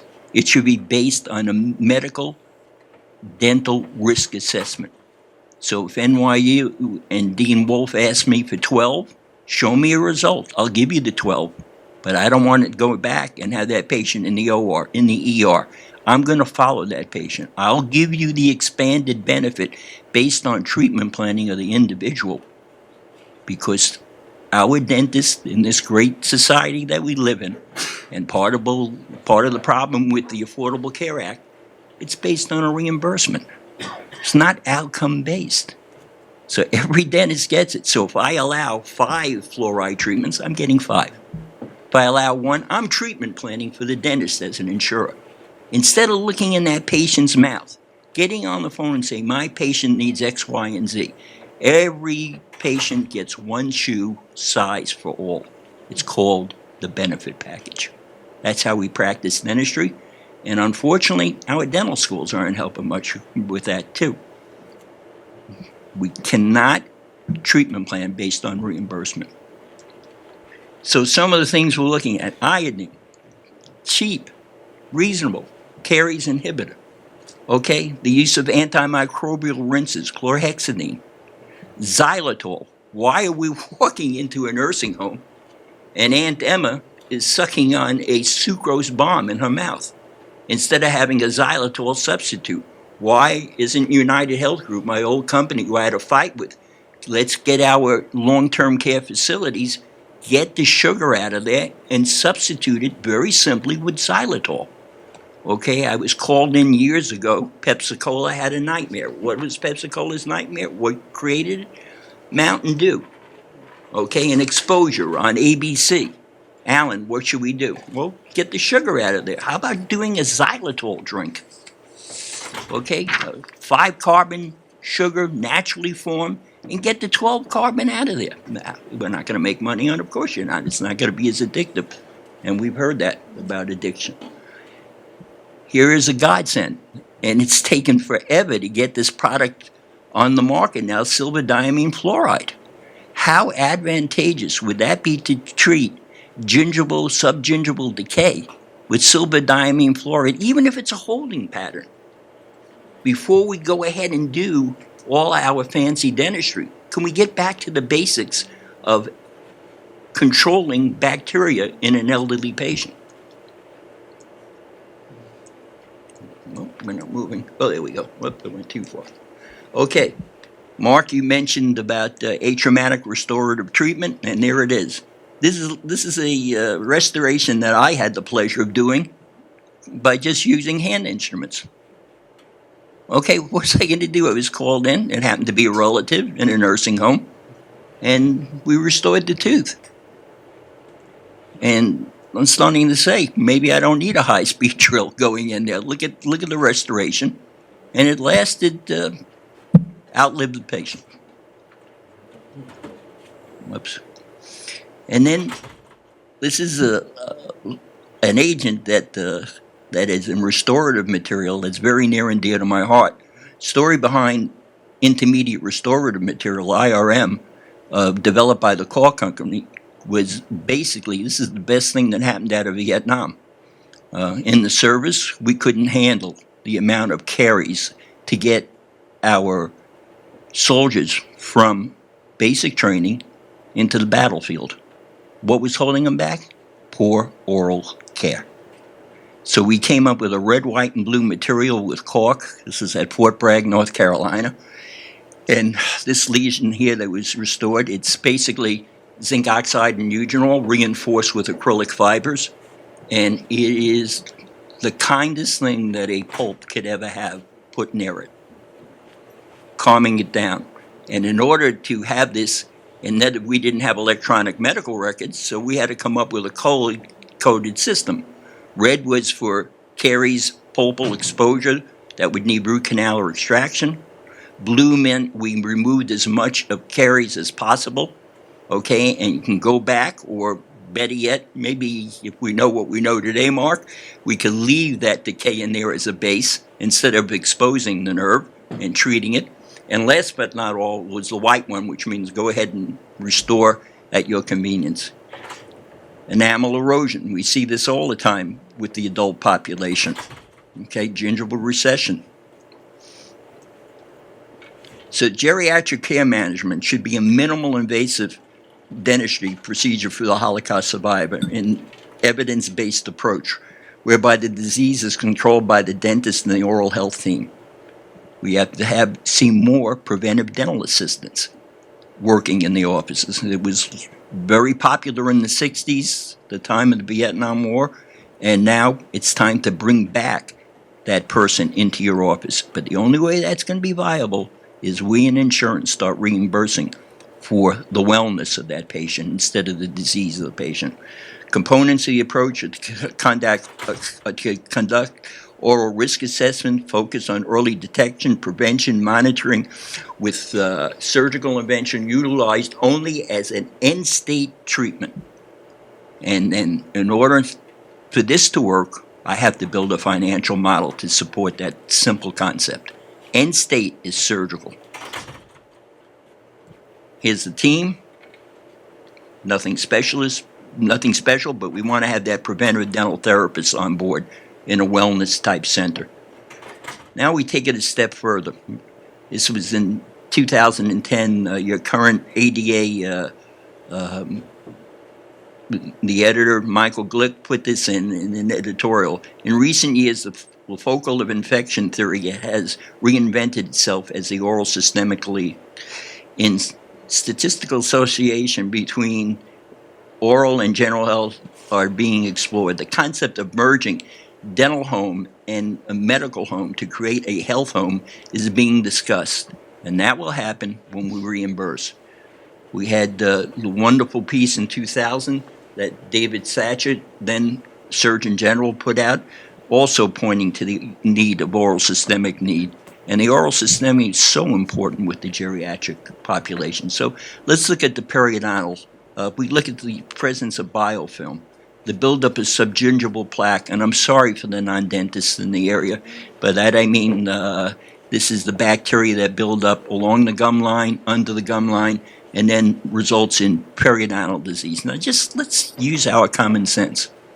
There's a bloodstream, there's capillaries, eventually going to lead into larger vessels. That inflammation, if it was not in the mouth, it was on your chest, etc., you'd be running to the physician immediately. Look what I have. In the mouth, a red toothbrush is acceptable, and it shouldn't be. So this is what's going on. This is the bacteria that are playing around in the mouth. We have most virulent in that case. These are a little less virulent. And what's happening, let's follow the progression. So we have bacterial factor released by byproducts. So the bacteria are giving off the byproducts. And what we're having is a toxin antibiotic reaction, not to go on. Then we have the host resistance. The body's trying to fight this off. This is not just gums bleeding. This is affecting your body. And we keep on going, and then all of a sudden what's being produced by the body is inflammatory mediators that affect and will get to the rest of the body and certain vital organs. So these mediators will activate white blood cells in a infectious process, the body trying to fight it off, and it will activate certain cells that will destroy the bone. And that's why in periodontal disease, first it starts out as an inflammation of the gum or skin of the gum tissue, to use a layman term, and then it just progresses with osteoclast till we have bone loss, and then we see looseness of teeth, because it's not only in the gum, because it's now affecting the bone level and it's going down. By the way, this was done years ago by me. I think it took me 32 years to finally put these slides together. I was not real good at PowerPoints. And there we have osteoclasts, and but that's some of the better things you have. And these are some of the inflammatory mediators that we deal with. If a physician sees this, they get nervous. So dentist sees this, I don't know what the heck they are. And that we're dealing with them. You know what they know? They know that code D4341, which is scaling of the tissue, will reimburse at $62 a quadrant. They have no idea what they're doing, why they're doing it, and they're getting reimbursed for it. That's not a dentist. That's not a physician. That's a biller. Okay? And boy, I had over 78,000 dentists in my network. They were good ones. There's an awful lot of bad ones. And guess what? I'm proud to tell you, the good ones got higher reimbursement.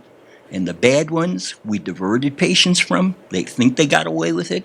They always wondered why the fellow around the corner or the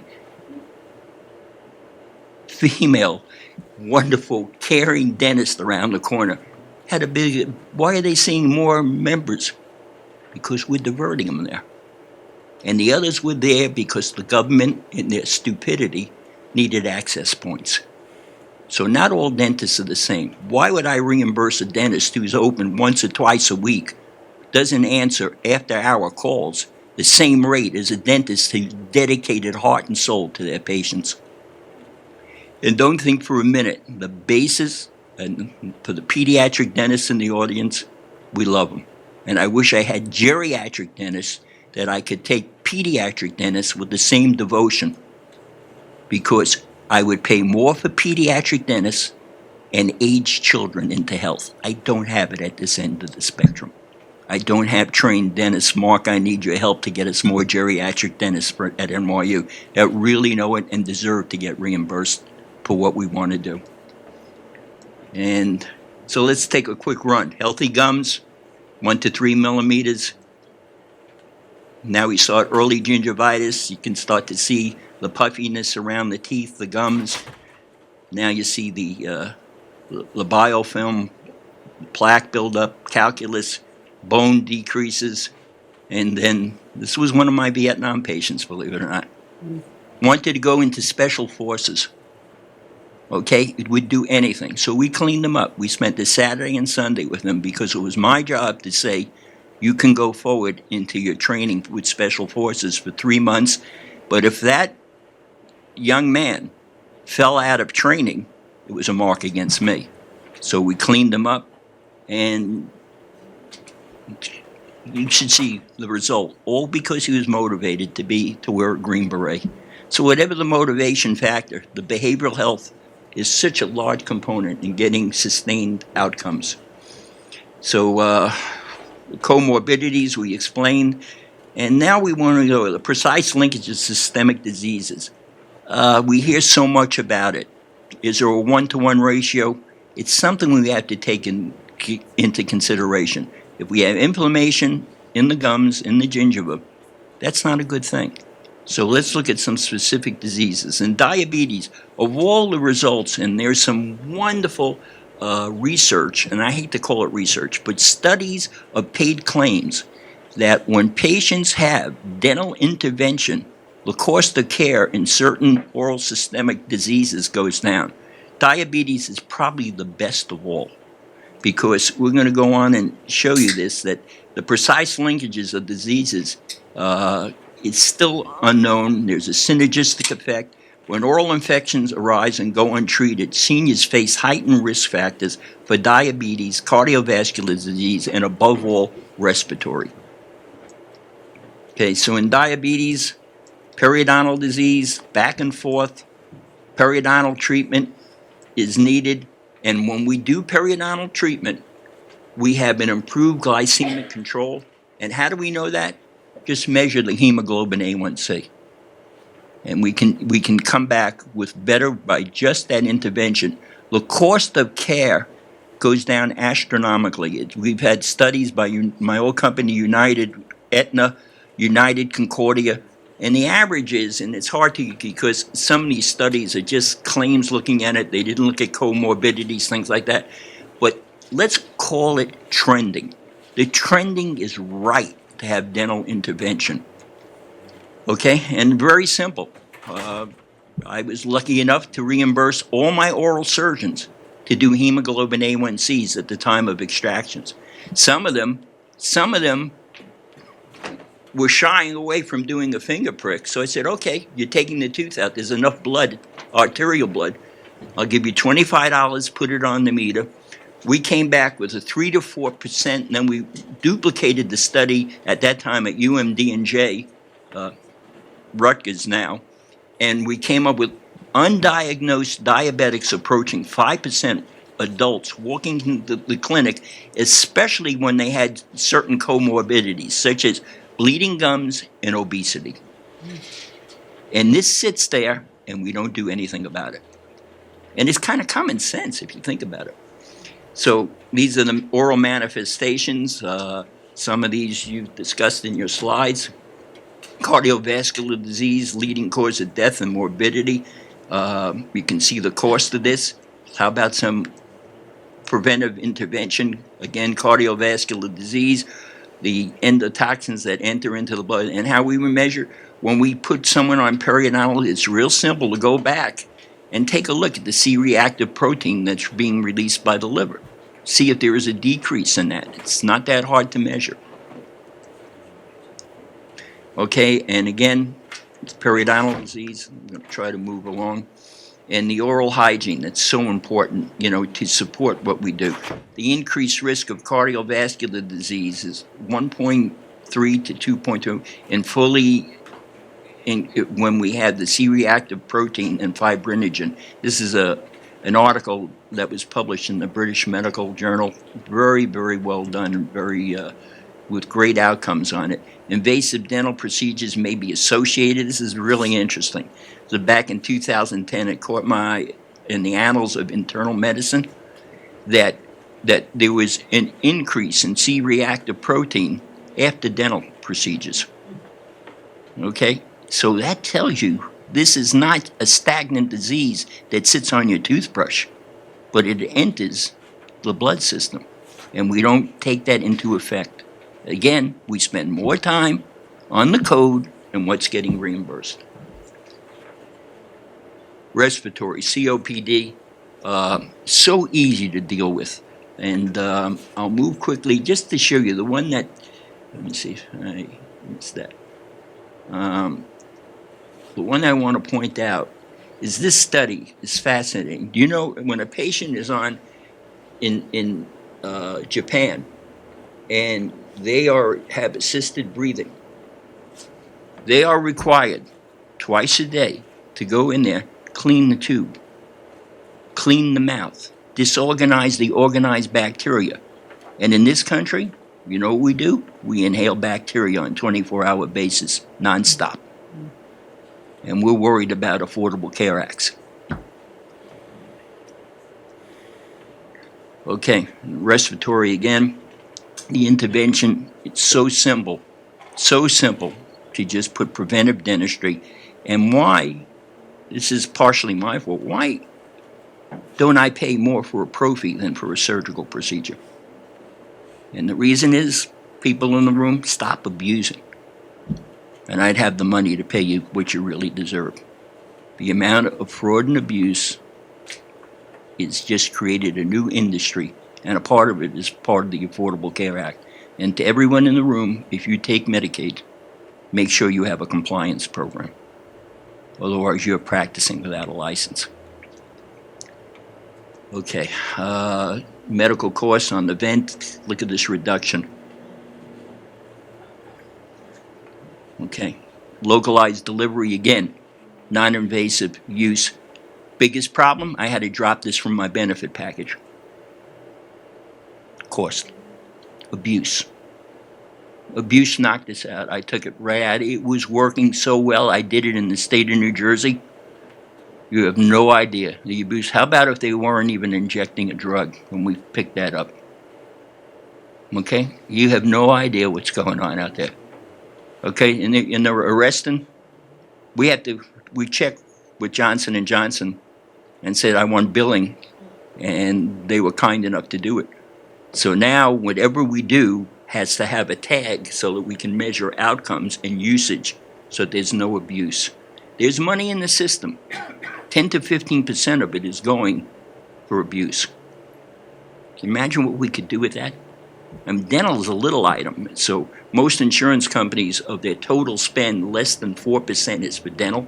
So most of them, they can book a hard number at X amount of dollars. They don't look at it. The smarter company is starting to look at it. It's just necessary. Okay? Another thing we didn't touch upon today, this is a difficult environment for our seniors, our Holocaust survivors. And if you look at this number here, more than 42 categories of drugs, 400 drugs that have xerostomia, dry mouth side effects. See what it produces. And you see it in the oral manifestations and what it does to the tissue. And this whole polypharmacy thing is high cost. And part of the problem is we don't have a captain of the ship. A different physician comes in versus another physician, and all of a sudden there's more, and the patient's still taking the med cards. The med card is one of the most viable things to deliver. We are now, in some of the nursing homes that I had privilege to get involved with, we delivered home health care products on the cart. You know what my biggest problem is? The delivery and supervision of oral hygiene on a daily basis. Now, your certified nurse assistant will clean any part of the body except the oral cavity. And nursing homes do not get nailed enough. What we need in this country is more oversight, more regulation in healthcare. Okay? You can do whatever you want in Wall Street. This is yours. I'm going to go quickly because you've seen enough. These are some of my slides. Look at the full dentures, stomatosis. Nice one, huh? I'll send them to you here. Okay, and you go about, I don't know how many times we get that fibroma that's misdiagnosed. And my favorite one is someone who just grew this lesion on the lower right. They just found out this mandibular tori that's been there. Okay, and then we get it, and here's the best. And when it gets denied for removal, it's an expedited appeal because the patient has a tumor. It is a tumor, but it's, well, you know, it's the nicest tumor to ever have, except if you're making a lower partial denture. But there's a nice case for implants. Imagine the bone to put an implant in that mouth. Oh my God, I dream about seeing some tori. You know, you can put implants in those tori. You know, and I don't know, maybe hang clothes from it, but. Okay, and here's some more for you. Thank you. Okay, I'll send them on to you. Lichen Planus, these are my own slides. Yeah, you're right. If you look, you shall find. Look at the ulcerations caused by non-restorations on the lower left-hand corner. And oral cancer, was so wonderfully done. These are some of the ones that really drive you crazy. The one on the lower right counterclockwise here with the squamous cell carcinoma, this is a horror show. This was squamous cell, 84-year-old. They went in there and did invasive surgery. Patient didn't survive. Okay, and look at the early detection rate, and this is combined. Yeah, it's all right. No, I mean, listen, I was supposed to be at the Knick game tonight, so at least I'm not suffering. You too. At least I'm not suffering with the Knicks tonight.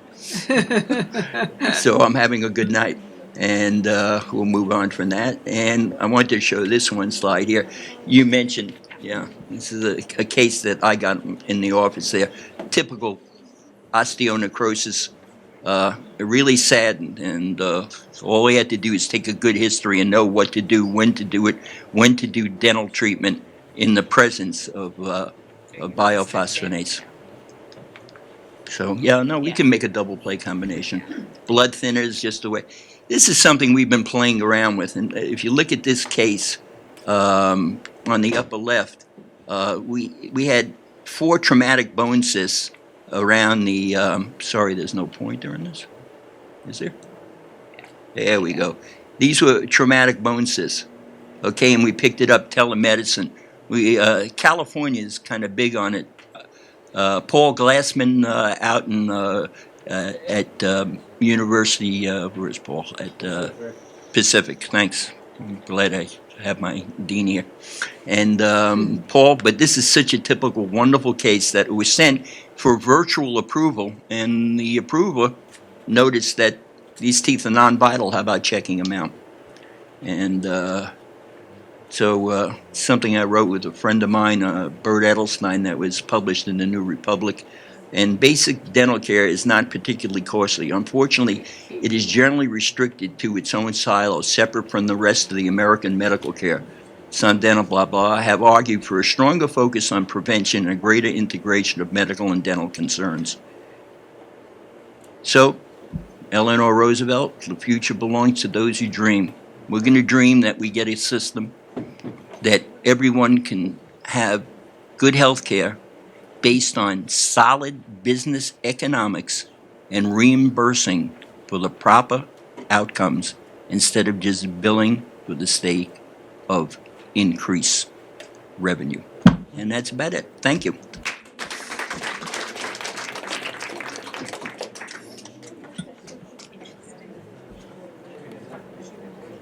I actually have more questions for the two of you than what I have to say. You talked about so much. And I'm not sure you're on. Yeah. Oh, here, take mine. okay. So maybe I'll just wait for question and answer on that. So I just wanted to talk about my own experience with Holocaust survivors over the last 20 years. My involvement with Holocaust survivors started with my own parents, who were survivors from Greece, and not that much is talked about the Greek survivors. Not that many people know about that, but 87% of the Greek Jewish population was lost during World War II. So actually, my work with Holocaust survivors started in my own practice before actually working with the Blue Card, and I can actually trace it back to one couple, Barbara and Irving Schweitzer, and they were, this was about 28 years ago.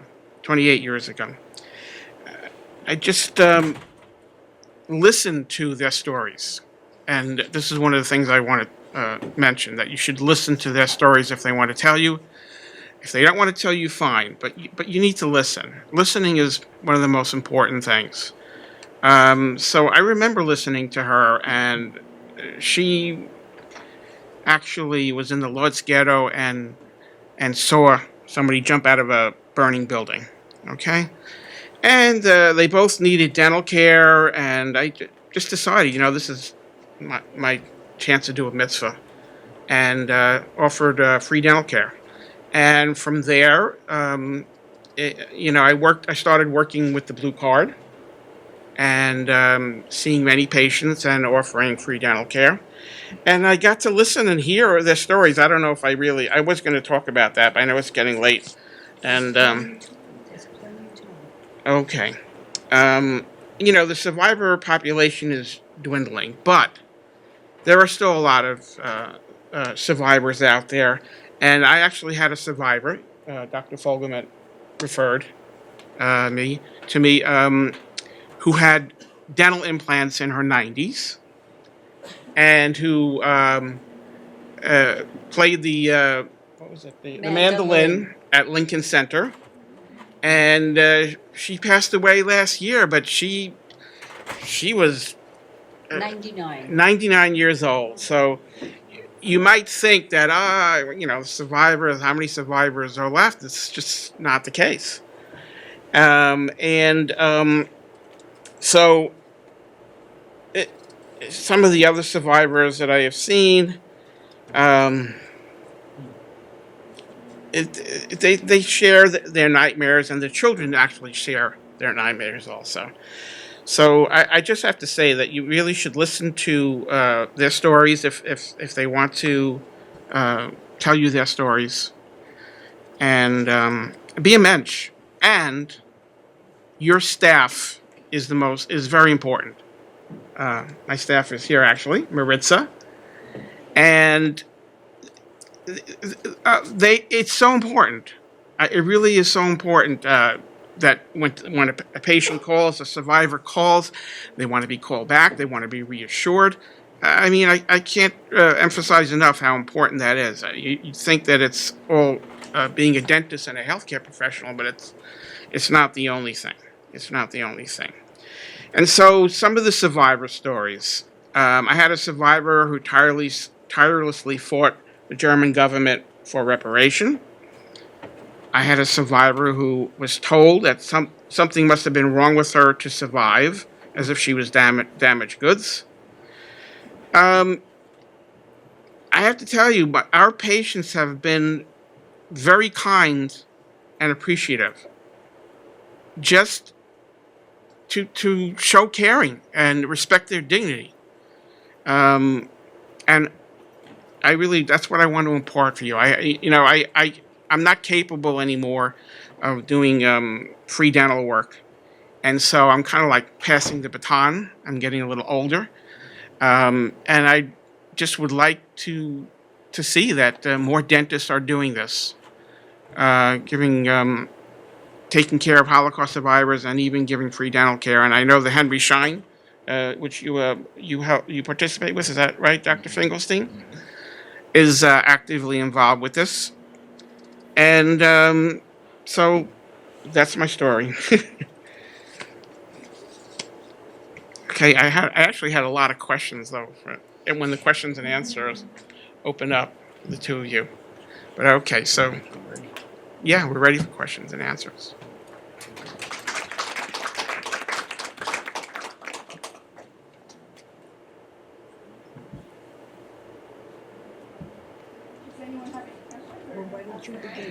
Yes, I actually did. Dr. Brown, I have seen two cases not that long ago of cancer. One was in minor salivary gland of the palate, and a carcinoma. And I think that should be part of the routine intraoral exam. And the other thing is that the floor of the mouth is the most treacherous blind spot imaginable. And this, I can tell you, I had another patient who had an HPV oral cancer. And it was not an HPV oral cancer. It was a cancer that started in the larynx and went up to the base of the tongue. Now, most dentists, I think, in this room have a lot of difficulty seeing that in that blind spot area. And I have been referring my patients who are smokers, who drink alcohol, to ENT. And I think we need to have a better relationship with ENT doctors. Actually, I agree with that completely. So when I have a patient who is a heavy smoker, especially, thank you. If I have a patient who's a heavy smoker and drinker, but not necessarily, I mean, alcohol potentiates the effects of the carcinogen. It's not a carcinogen itself. However, it's going to make someone who's smoking worse. So if I have a patient who has a history of heavy smoking and I've got anything, even a mild dysplasia in the mouth, I will automatically refer to an ENT and an upper GI because of the concept of field cancerization, where you'd have the same cigarette smoke, which is going to affect what we're seeing in the mouth, which can also be any place else. Don't regularly see ENT doctors. No, they don't. I really have, ever since this case, I have been asking patients, smokers, do you see an ENT doctor? 99% do not. No, but if you have a lesion intraorally, at that point, it's time. And I've also had periods where I've had patients who have been like, well, I've been smoking 2.5 packs a day for 25 years and nothing's ever happened to me. And I'm like, okay, I'm not seeing anything, but that doesn't mean that someplace else in your body isn't going to be affected. And let's just make sure that you're okay. And we have found tumors. Now, in terms of the adenocarcinomas, and one of the things I wanted to just say briefly about the head and neck exam, I can do a really, really thorough head and neck exam in about 2 minutes. I know my video is long, but I had to talk slowly. But you know what? You can do a really accurate exam. The most important thing is to do it exactly the same way every single time. Look for exactly the same things every single time. And if you do that, you're not going to miss any areas. In terms of the adenocarcinomas, I have seen them on the soft palate. I had I'm going to brief and the hard palate. Yep. Which is much less common, but I've certainly seen it. And I will just say I had one of my former students write me an email about a couple of years ago, and she found a lesion in a patient she's a hygienist. She found a lesion in a patient, and the patient was the wife of the dentist's best friend. So they didn't want to see it. Okay. I mean, there was like an emotional thing going. I'm not going to see that. And she kept insisting it, so that she decided, you might not appreciate this, but she decided to see the patient in quadrants, so that she saw the patient. She's like, you know what? I want to see the patient in 2 weeks. So I'm going to do one quadrant today, and I'm going to do one quadrant next time. And you know what? By the time she saw them for the fourth time, she finally was able to convince the dentist, who was really close with this woman, that yeah, there was something there. And she went to her oncologist, and her oncologist at Sloan Kettering said, who found this? And she said her dental hygienist found it for her. So I mean, there are definitely ways of looking, and we expect, and just by the way, just because the dentist is looking doesn't mean the dental hygienist is looking. You are each licensed, and you're each responsible as well, and you should all be looking together. That's just my plea, please. Yeah. There were two questions. One is about silver diamond fluoride. It's been talked about a lot. That it stains your teeth black, but you're talking about geriatric population. So maybe I would like you to talk a little bit more about that, because I haven't done it in my practice, and maybe a lot of dentists here would be interested in learning a little bit more about that. And the other thing is about diagnosing inflammatory factors and periodontal, and do you do culture and sensitivities? I actually had a patient once who had tetracycline powder was Arrestin, and it was used several different times, and I did a culture and sensitivity, resistant to tetracycline. So I don't see. I do that enough times that it's at Temple University. Does NYU do culture and sensitivities? No, No. not for those. What's that? Yeah, Temple University. So I don't know why we're missing that, unless there are better ways, like the PSR. But those are expensive things. I mean, it's pretty expensive to do that. And how do you diagnose all these inflammatory factors besides the culture and sensitivity of the orange complex and the red complex bacteria that come out so well on the culture and sensitivities? How do you do this cost effectively? Test for the inflammatory factors. It's a question, more or less. Yeah, well, To answer that's something I don't think I could even get reimbursement for. So it shows you it shows you the lack of shall we say our sensitivity on the insurance end to develop. What we had to do is take the Temples, the NYUs, and get some financial support for outcome measured case studies, and see how I can then make a business case where reimbursing for that would bring down costs and XYZ. Mark, you want to address it? Yeah, so some of the sentinel studies on this were actually done out at Stony Brook, with Larry Gallo being one of the major researchers who is in that area, he happens to have, will state the conflict of interest of having developed the low-dose doxycycline, which has been highly touted. But that being said, all of the immune mediators located in soft tissues around periodontal disease are directly related to gingival inflammation, bleeding on probing, fluid flow around the tooth. So the need to have sophisticated immune testing for bacteria or the actual looking for the immune mediators inside the tissue actually become relatively minimum. Pink, white, stipple, gingiva, no bleeding on probing directly relates to it. If you go ahead and look up just about any, there have been a number of them. If you email me, they're on my computer. When I go online, I can drop you the papers.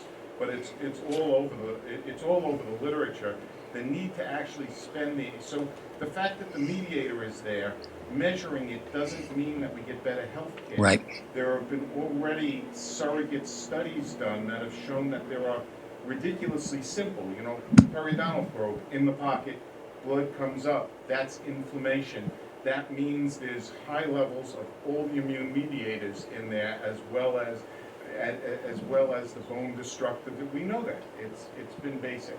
So it may not be necessary to use the diagnostic testing for bacteria or the diagnostic testing for the immune mediator. Right. Doesn't get better yet. Yeah. So if you look at the health outcomes data associated with management of periodontal disease, it's management of the periodontal disease, not management of the IL-6 or the elastase or collagenase.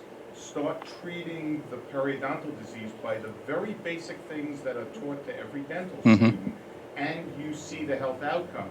That's why they see the health outcomes when we get to the larger measures of looking at large masses, patients that are getting force scaling and root planings, real force scaling and root planings a year throughout the mouth. They have lower cardiac issues despite having other cardiac risk factors. Right. That's where the correlations came. There have been multiple studies run now saying, can I treat cardiovascular disease by doing periodontal scaling? And the answer turns out to be a bold no, and that goes to the elevation of costs and the inappropriate management of care. It's basic technologies, and despite the fact that, I personally, anybody who actually knows me knows I'm a technology geek, this is not where you need to invest in the technology. This is basic: scale them, clean them, get them to brush. Right. You prevent tooth decay, and by the way, you prevent periodontal disease. Right. It's not really rocket science in there. Yeah, and let me just touch quickly on silver-diamine fluoride. That's often enough, my test tube is pediatric dentistry, that I look at what works in pediatric, because that's where the interest is, that's where the dollars are, that's where it's Medicaid demands that we deliver dental care up to age 21st birthday, the Affordable Care Act, everyone is taking care of children, adults. Then you take what I consider a special needs population. The special needs is the geriatric population, and start to put common sense medicine into dentistry. And that's where now for years we quietly have advanced a Medicaid program in the state of Oregon and literally controlled early childhood caries with the use of silver-diamine fluoride. Mark, correct me if I'm wrong, I would direct you to some of the wonderful studies that are coming out of John Featherstone School. Well, actually, Margarita Fontana in Michigan. And Margarita, right, and Margarita. Is probably going to have the definitive studies that will come through on it. NIDCR has been very hard to finance this. We've been involved in a number of submissions.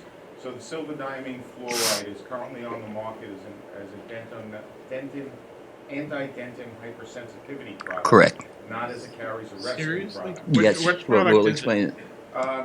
Yeah. Oh, Yeah. Yeah, it sometimes takes several administrations, several paint-ons to Right. fully arrest the lesion. Correct. They do turn black. If you brush the area afterwards, they turn lighter black. Doing this in children very frequently results in a large amount of anxiety in parents, almost within nanoseconds of them entering the waiting room. And, you know, but it's so you terrific. can Yes. actually arrest So the terrific. carries. There's also ample, you know, Alan started to talk about multiple fluoride treatments. Mhm. But if you take a nursing home population and fluoride treat with the fluoride varnish, 22,000 parts per million, once a week, for a month, once a month for the next 12 months, Right. you can arrest virtually all carries on Agreed. that. And by Or the say way, that again. I'm sorry. Say that one more time. fluoride varnish, Fluoride varnish. which also, Once a by month the for way, 12 is months? on the market for dent and hypersensitive That's skin, correct. not for caries, That's correct. even though it's one of the most researched methods of preventing caries. The fluoride varnish applied initially, so high concentration fluoride varnish is toxic to strep mutans by interfering with the metabolic pathway and by forming hydrofluoric acid inside the bacteria. Correct. So you drop the bacterial load, you treat it antimicrobially initially, and then the fluoride has the opportunity to work in the same mechanism as we expect fluoride to, by increasing fluoride density in the crystallized material, which makes it less soluble in the future. So you start out in an antimicrobial mode, and we've taught teachers in Grenada to do this. We've taught nurses in hospitals to do this, in nursing homes. It is not a difficult technique. It can be Right. done by anybody, literally with a couple Right. of minutes of instruction. Right. You can arrest the caries. By the way, it too turns black, but it's not the instant thing. It happens slowly. With the Silidyne. Patients don't come out and shoot you right away. Right. So you said once a month for 12 months. Is that what you said? At least. Yep. Could be more. Something like Glaco But varnish? but something like but that? it's interesting, as Mark points out, that the FDA has approved it for not what we use it on a daily basis, and the same thing with silberdiamine fluoride.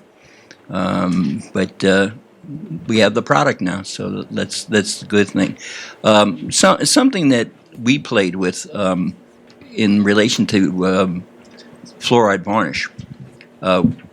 We reimburse, we meaning in the state of New Jersey, physicians get reimbursed for the application of fluoride varnish.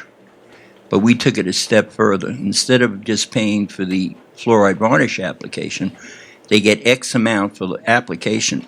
If the child shows up at the dentist within 60 days, they get triple X. And we've raised our preventive scores through the roof. So it's all building a ream. Now, what we do over the last 7 or 8 years is we have shown, and it's worked incredibly well in the state of Rhode Island, where we're aging children into health. We created a more robust network, starting from 0 to 6, and now they age up every year for the last 15 years. These kids are dentally healthier. We pay a higher reimbursement, and we're doing less restorative, more prevention. It's totally flipped based on reimbursement. And some interesting. Now, you take that same concept and move it into geriatrics, then we're accomplishing something. Any other questions, or we want to see the end of the Knick game or the Met game? No, I'd like to know if anyone here is seeing a Holocaust survivor for free for dental care. We have. I can't see. Right there. Okay, thank you. In And New Bless York, you. and Rada, Bless you and and Rada, thank you. in my office. Oh, thank you. Right. Rad is the ambassador. So if anyone Oh, wonderful. wants to join, Rad is it, and we will do everything we can without publicizing. Besides, something that you should understand, we have a laboratory in Nassau County that has participated and has been doing the laboratory part of it at no cost. Okay, and it's been The laboratory part of what? They are picking up the lab bill. So you're not Like out a of dental pocket. lab bill, like a That is crown and a correct. denture? Crown implants they are doing. In fact, it's gotten to the point now that it would be nice if more of our Which company, which dental lab is that? What's that? Town and Country. Oh, Town and Country, yeah. That's one of And the if popular it would, Town and Country, we're getting cases from all over the country. Canada has established the same thing, and I can tell you my own office is starting out of this program. We started to send them more and more cases out of a way of saying thank you. And it is amazing, some of the cases that they're doing. And what do they ask about us as dentists? Give them to good do that? impressions. No remakes. We monitor remakes, by the way. And the other piece to it is, Mark, something you may be interested for NYU. We set up a fund because Temple is approaching the largest provider of Holocaust dentistry. Here's a story. Dean Ahmed Ishmael, myself, and one of the vice presidents of Henry Schein went out to northeast Philadelphia to a JCC center that had a dental center. And the dental center was just not functioning properly. And by the end of the week, Ahmed Ishmael, Dean at Temple, put in a bid to purchase that office under the Temple brand. And now we are seeing literally hundreds of patients there for medical and dental. Temple has built a medical dental center on site in Northeast Philadelphia. And he is being honored by Alpha Omega on April 20th in Philadelphia at the Jewish Museum. And he's receiving one of the highest honors in organized dentistry. That's the Alpha Omega Achievement Medal, the likes of which Einstein, Sabe, and Salk have received it, plus UNESCO. This is some of the things that have been done. And we now have 3 dental schools in the program, including New York University. So this is a way of teaching our students what it means to do true community health Maybe dentistry. that can be a springboard for other dental schools in other cities. Yeah, but I got to tell you, it's not easy working with the dental schools. It's a lot easier working with you. Reason being, you're in an educational environment. You have a very, very difficult behavioral health issue with the Holocaust patients, and we have found our best success, and thanks to the RADA, the dentist, and RADA, because there is a communications level that is phenomenal, and we have a lot of our students involved doing outreach to them, to our patients, and it's really working well. We have a good problem in New York, in that we have an expansive adult Medicaid package, so we have to screen the patient to do due diligence that they are eligible for the program. If they have coverage, we have to have a denial, and then we can go ahead and they get a denial for the implants, then legally we can go ahead and do that. So it's a great program, one we're very proud of. Thank you. Okay, thank both you for all. answering questions. When they're out the door, that's when This is great. Tell them, yeah.